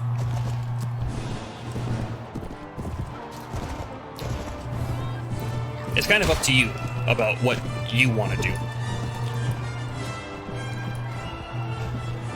And for me, usually, it's just that. It's like I take over half the map, and it's like, well, I could spend another, say, 20 hours taking over the other half of the map. Or I could play another game, or start a new game. You know, because by then, it's like, it's one, I just have to put the time in. And at that point, it becomes a lot less interesting to me, because there's no more challenge. There's no challenge left.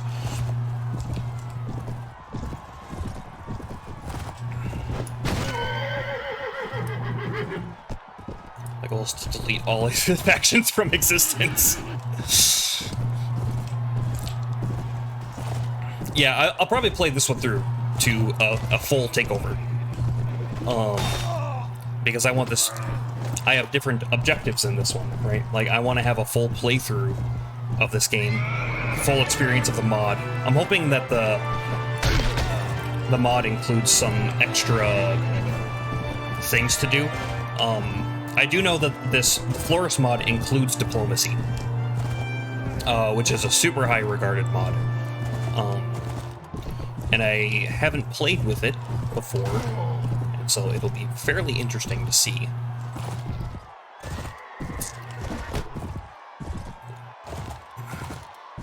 What sort of options spring up for me, especially later on, and like making.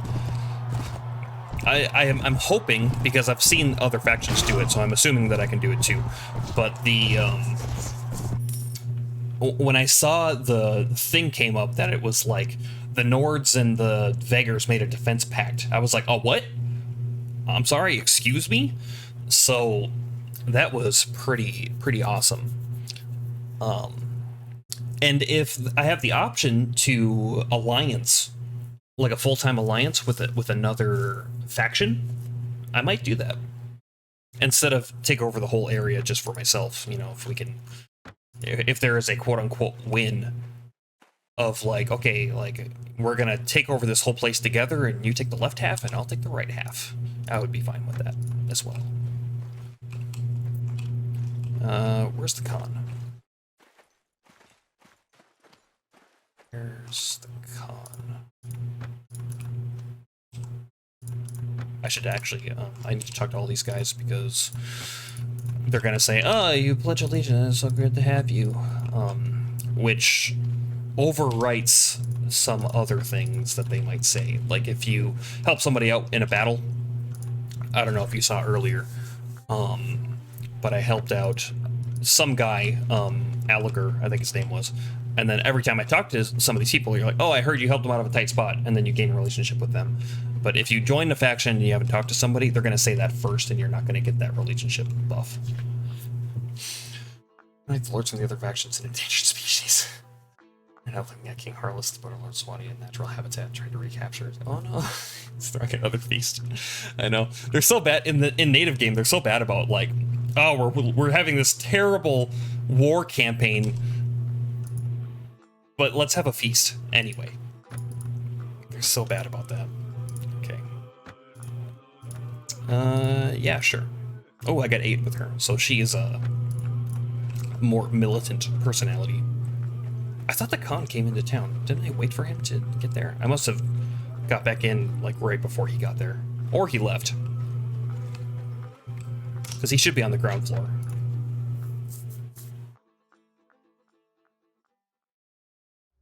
Is that in there?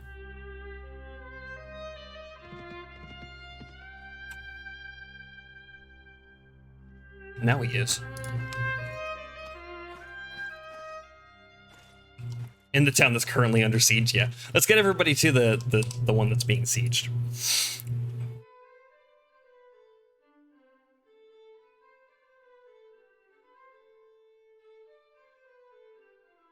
I didn't get a relationship with him. That's because I was talking to the wrong person. I'm not training people. Training people is just so not worth it.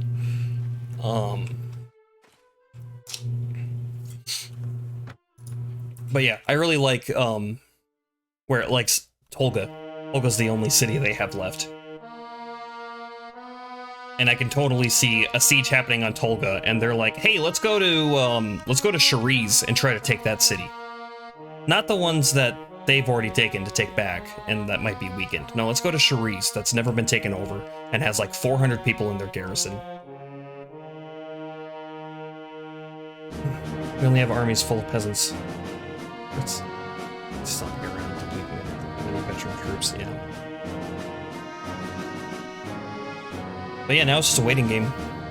Did that truce run out? I wonder.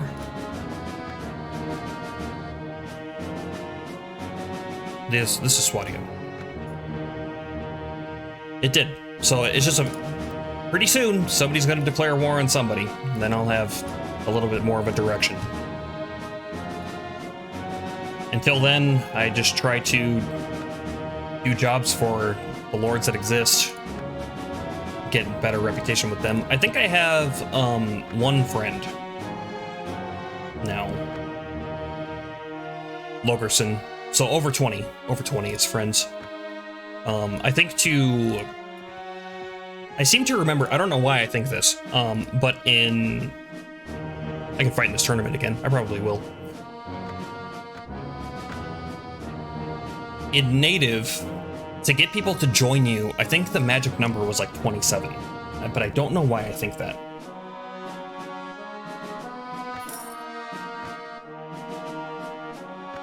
I might as well fight in this tournament though to get a little bit more money. It's gonna go quick once I start upgrading people.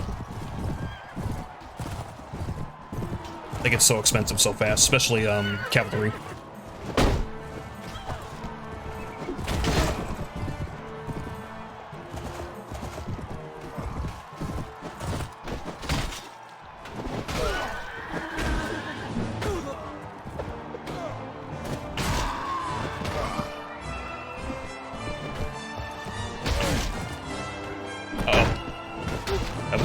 I shouldn't have done that. That could have ended very badly for me.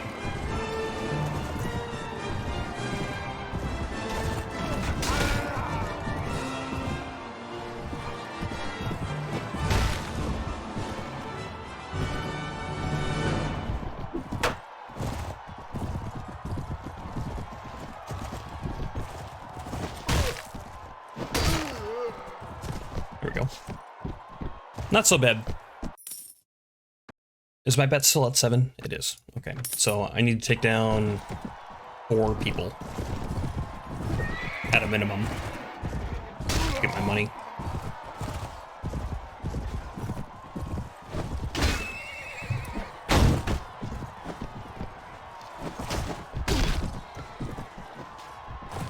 Sorry, I was away for a bit. No, that's totally fine. You do you, man. You're not gonna bother me. It's good to have you, but I mean, if you're busy with something, it means I'm gonna I throw these VODs up on YouTube too. So like, if you missed a bit and you wanna watch, you can do it there.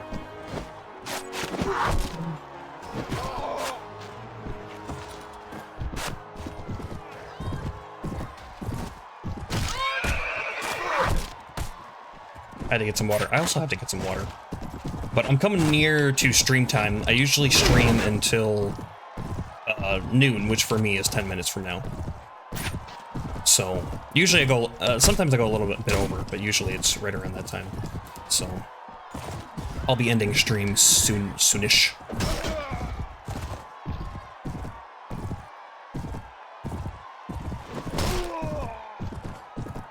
Okay, so that was 5 downs. I should have like 8 points. Yep, 8 points. Let's cut fiercest competitor, dominant presence. So that would be 1 point for each of those. Sometimes, one time I got, it seems like I got 2 points for one of them, unless I miscounted my, my downs or something. Right now it's 7 PM for me. Yeah.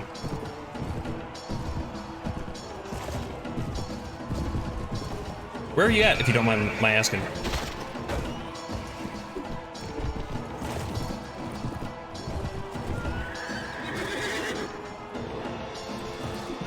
You don't have to say if you don't want to. Romania. Okay, yeah. I was gonna say Eastern European, but I'm not super good with my time zones. I lived 3 years in Japan, and I still never really had the time zones down. So.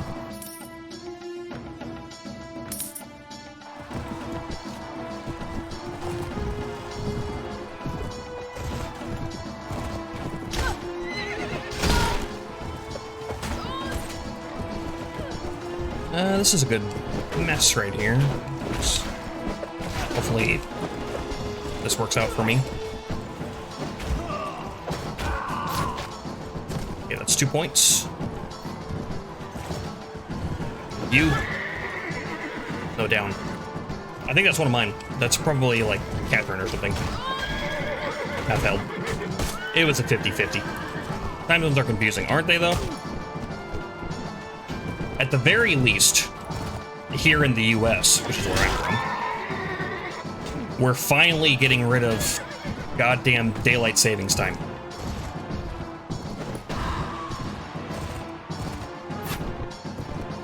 Which is just one more confusing thing that we don't need anymore.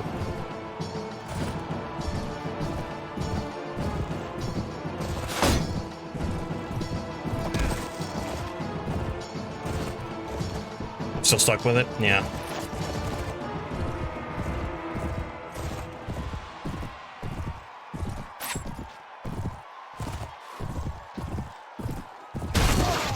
There we go.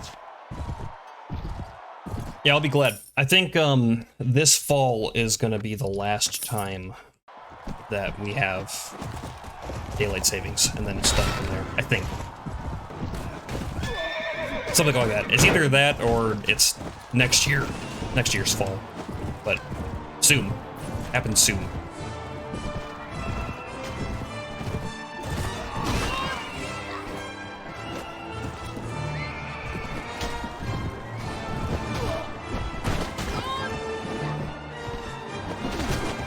I should get out of here before I get unlocked.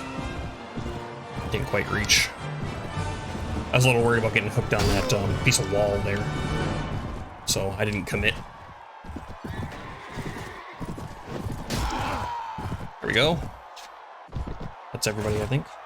What is it, 2 more rounds? Someday someone just barked through the door. Yeah.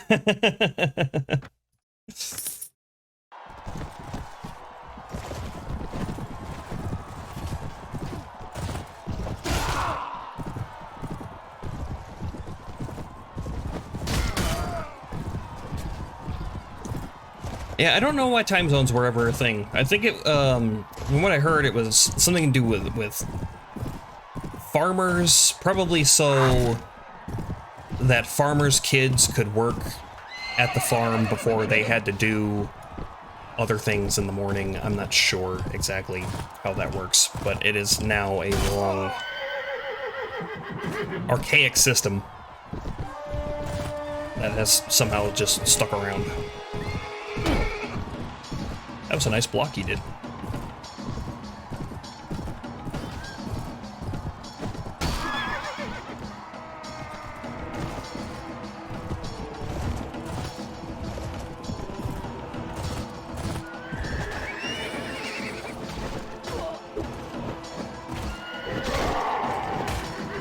That's my points. Okay, this is just extra then. Doesn't matter too much if I get him. I did though.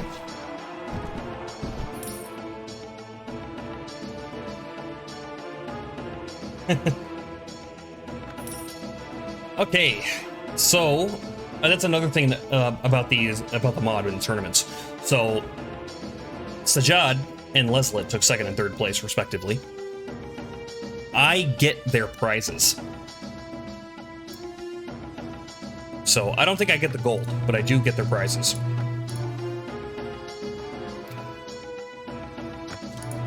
Which is great. Does somebody have 4 shield skill? I don't think so. I think Matheld has enough agility to do it, but she has... I put the point into riding instead.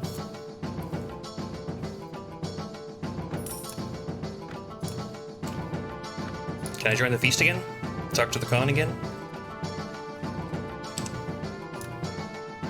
No. There are more people here, though. This is the person I talked to. No, it's not. Who are you related to?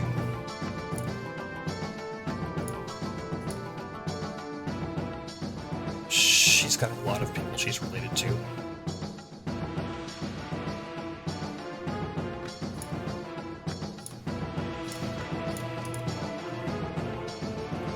Plan to make Alien, Apprentice, and Method Lords and keep Ashtar and Wolf.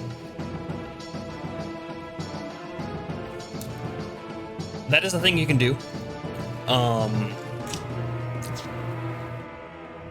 Vassals, not lords, but you get the idea. Right, yeah. Well, you give them like a lordship by having them vassal under you. I would caution doing that. Because there's no way to get the hero back in your party once they do. You also introduce more lords onto the overworld because they do have a chance of leaving you. Because then they're like their whole rules change, you know, like you would think, okay, you rode with me for a year and you're like super loyal to me, and then as soon as you make them a lord, they're like, well, this guy's got like a castle that I could have instead, so I'm gonna go with him. And it's like, you little, I made you what you are. It doesn't matter. So it also there are some of the lords are noble and some of them aren't.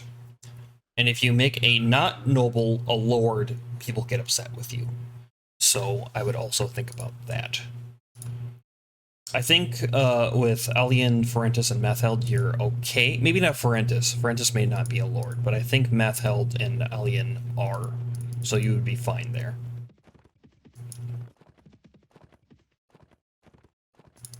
I don't really like companions fighting for me. I only went in like companions because I can set them up as... Yeah, I understand. I do like to have a dedicated fighter or two in my party, just because I can decide how armored they are and what kind of weapons they have. And they can't die is the nice thing. So like, Rolf is my guy right now, and he's got some thrown weapons because I made sure to give him some power throw, greatsword, and then one-handed and shield. And he's got some good armor, pretty decent armor, and so I know he's going to be in the party every time, unless I completely lose and get taken prisoner, and then I have to go find him again. But in most cases, if he goes down in a fight and then I win the fight, he's still going to be there. I don't have to worry about, well, now I need to go recruit, you know, like 5 Swatians, so that 4 of them can get killed on the way up to getting max tier, and then I have the one guy replacement, which is going to take several days. Marty came back. It's cool. So I got right to rule. I wouldn't be surprised if the Khan talks to me and is like, "What the hell are you doing?" No, nothing at all.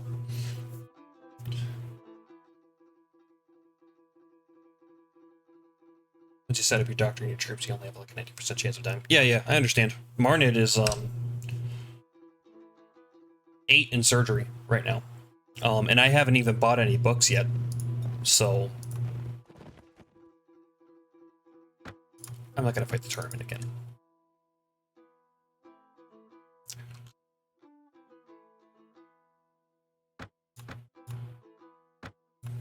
I need to do some jobs. How about you? Do you have any jobs for me?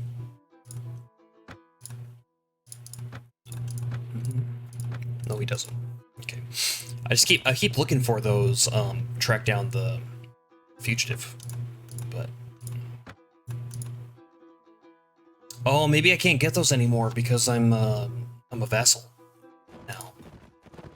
I forgot about that. Sometimes some of the jobs get taken out. Unless he wanted me to deliver a letter.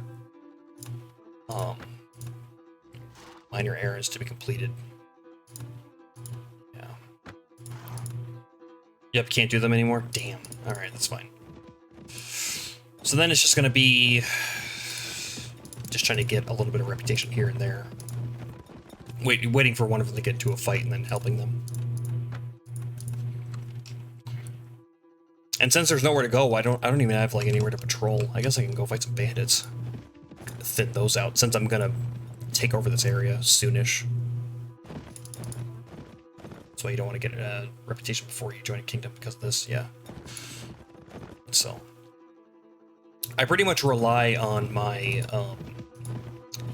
my honor to have a high relationship with all the lords, because trying to do reputation one at a time for each lord is the worst. So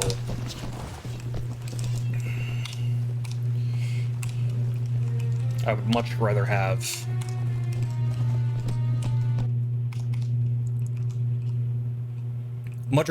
just get the honor up. And since I wasn't really getting honor up anyway because of the changes from the mod, it's probably the way to go. Anyway, also I'm like 200 and something days into my playthrough, you know, it's about time.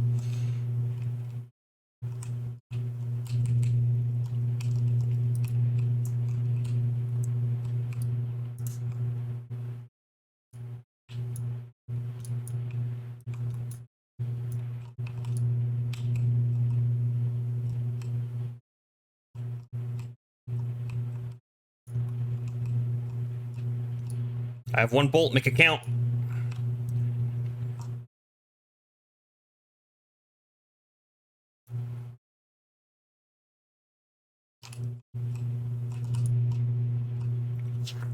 Saw a couple of my guys die from the lances, but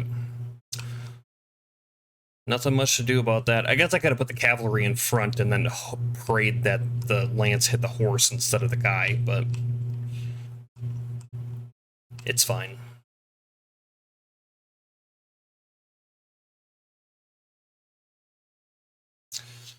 Can't do them anymore. So I'm also playing some other games like Salt and Sanctuary. Yeah, Fallout New Vegas.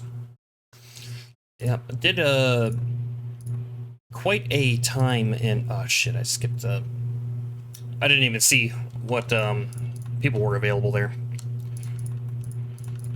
I played quite a bit of Fallout 4. I liked the building system. And then I never played Salt and Sanctuary. I tried Hollow Knight for a little bit.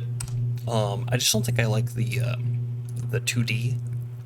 But I'm a big fan of the Dark Souls series. So put a lot of time into Dark Souls 1, Bloodborne. Did beat Elden Ring when it came out.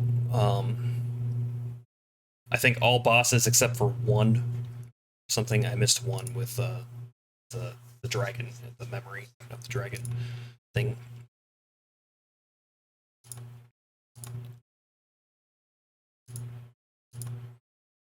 But I've only heard good things about Salt and Sanctuary, and with the new one coming out too, Salt and Sacrifice. That might be something to look into, at the very least. The build variety is stunning, yeah.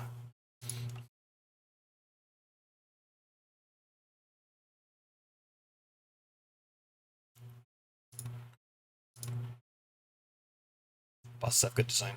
Yeah, I remember watching a bit of a playthrough a while back, and there's like a giant Cthulhu monster in the very beginning, and then the bosses seem well designed. With the big knight guy, the first boss, as your introduction to how this works. Seemed very, very decent.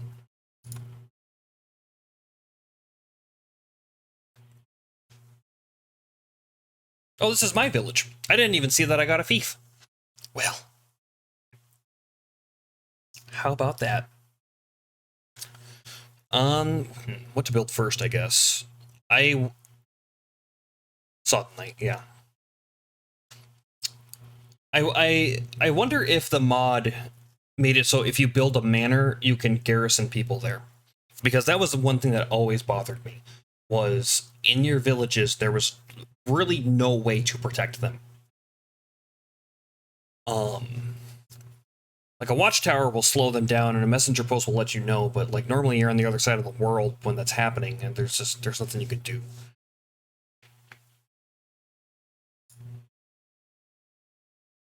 $29 days to build a messenger post. What about a manor? 55 days. Yeah, just let you rest.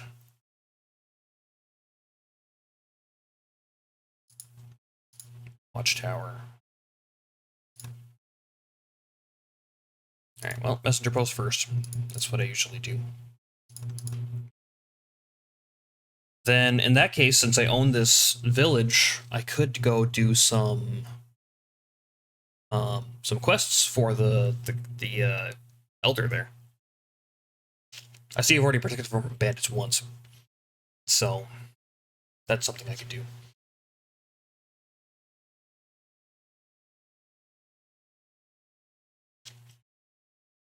Yeah, they get raided every day. Yeah, I know, right? Luckily, this one is in a pretty decent spot. Now it's like it's in the outskirts of the Tolga area, but all things considered, it is not in a bad spot at all. So once hopefully the Serenid Sultanate declares war, or we declare war on them, and then I'll go take this castle.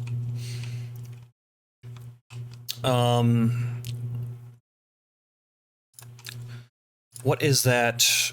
What's its castle? Oh, it belongs to Tolga. I see. So that'd be a little tougher. Although when I rebel, I'll have to take Tolga. But at that point, it won't matter. So maybe it doesn't matter. I don't really recruit a lot of Karagit guys anyway. At least in native. All of the trees are different. I don't know if you saw the upgrade trees, but like that's the upgrade tree for the beggars. Not only that the upgrade tree is completely different, but also there's this nice tree that you can look at to see what you're doing, which is a huge quality of life improvement. One of those ones I was talking about. So for the Karagit Carnet, there are actually some on-foot archers before they were all mounted, except for the tier 1 guy. Here you have a regular infantry in a decent armor, relatively cheap, kind of low level. But you'd want to have like the higher tier guys. Karagit guys are great early game, or on the overworld. They become way less good when you're trying to do a siege or defend from a siege. So if you're going to start a kingdom yourself and you just want to get a place taken over, usually the Karagit Carnet is the easiest place to do it, because it's super easy to take their castles and it's super easy to hold them against the Karagit guys, as long as you are joined into the fight, of course. Otherwise, it's just kind of like a numbers game, RNG.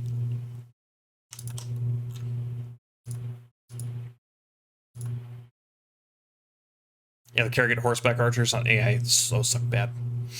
Yeah, it's kind of nice for you if you do if you set up a kind of like a blockade. So normally what I do for my battle tactics, if I'm just battling on the overland, is I'll set up my guys in a line, and I'll move my infantry in front so my archers are behind, and then I'll take my cavalry and I'll go somewhere else. I'll wait for the enemy to go to my infantry, and then I'll hit them in a pincer attack. Works super good. With the Karagit archers, you could set the archers to a different class of troop. Here, like you can make a custom, like, you know, mounted archers or something like that, and you can put them on another side. And so you can wait for the enemy to make contact with your infantry and your cavalry, get tied up with them, and then you send your mounted archers in to kind of pick off the stragglers and kind of wagon wheel them, if that makes sense. That does work pretty good. Even later on in the game, that can work pretty good, but in a siege, they're kind of useless. So trying to beat the game with a purist Kerrigan army in native, I wouldn't want to try that. That would be so much setup. So much setup and so many lost people, because like you're basically relying on your Kerrigan lancers at that point. That would be so bad. I see my my webcam broke on my my webcam's working on OBS, but it's not working on my streaming software. But I'm gonna end it anyway, so that's fine with me.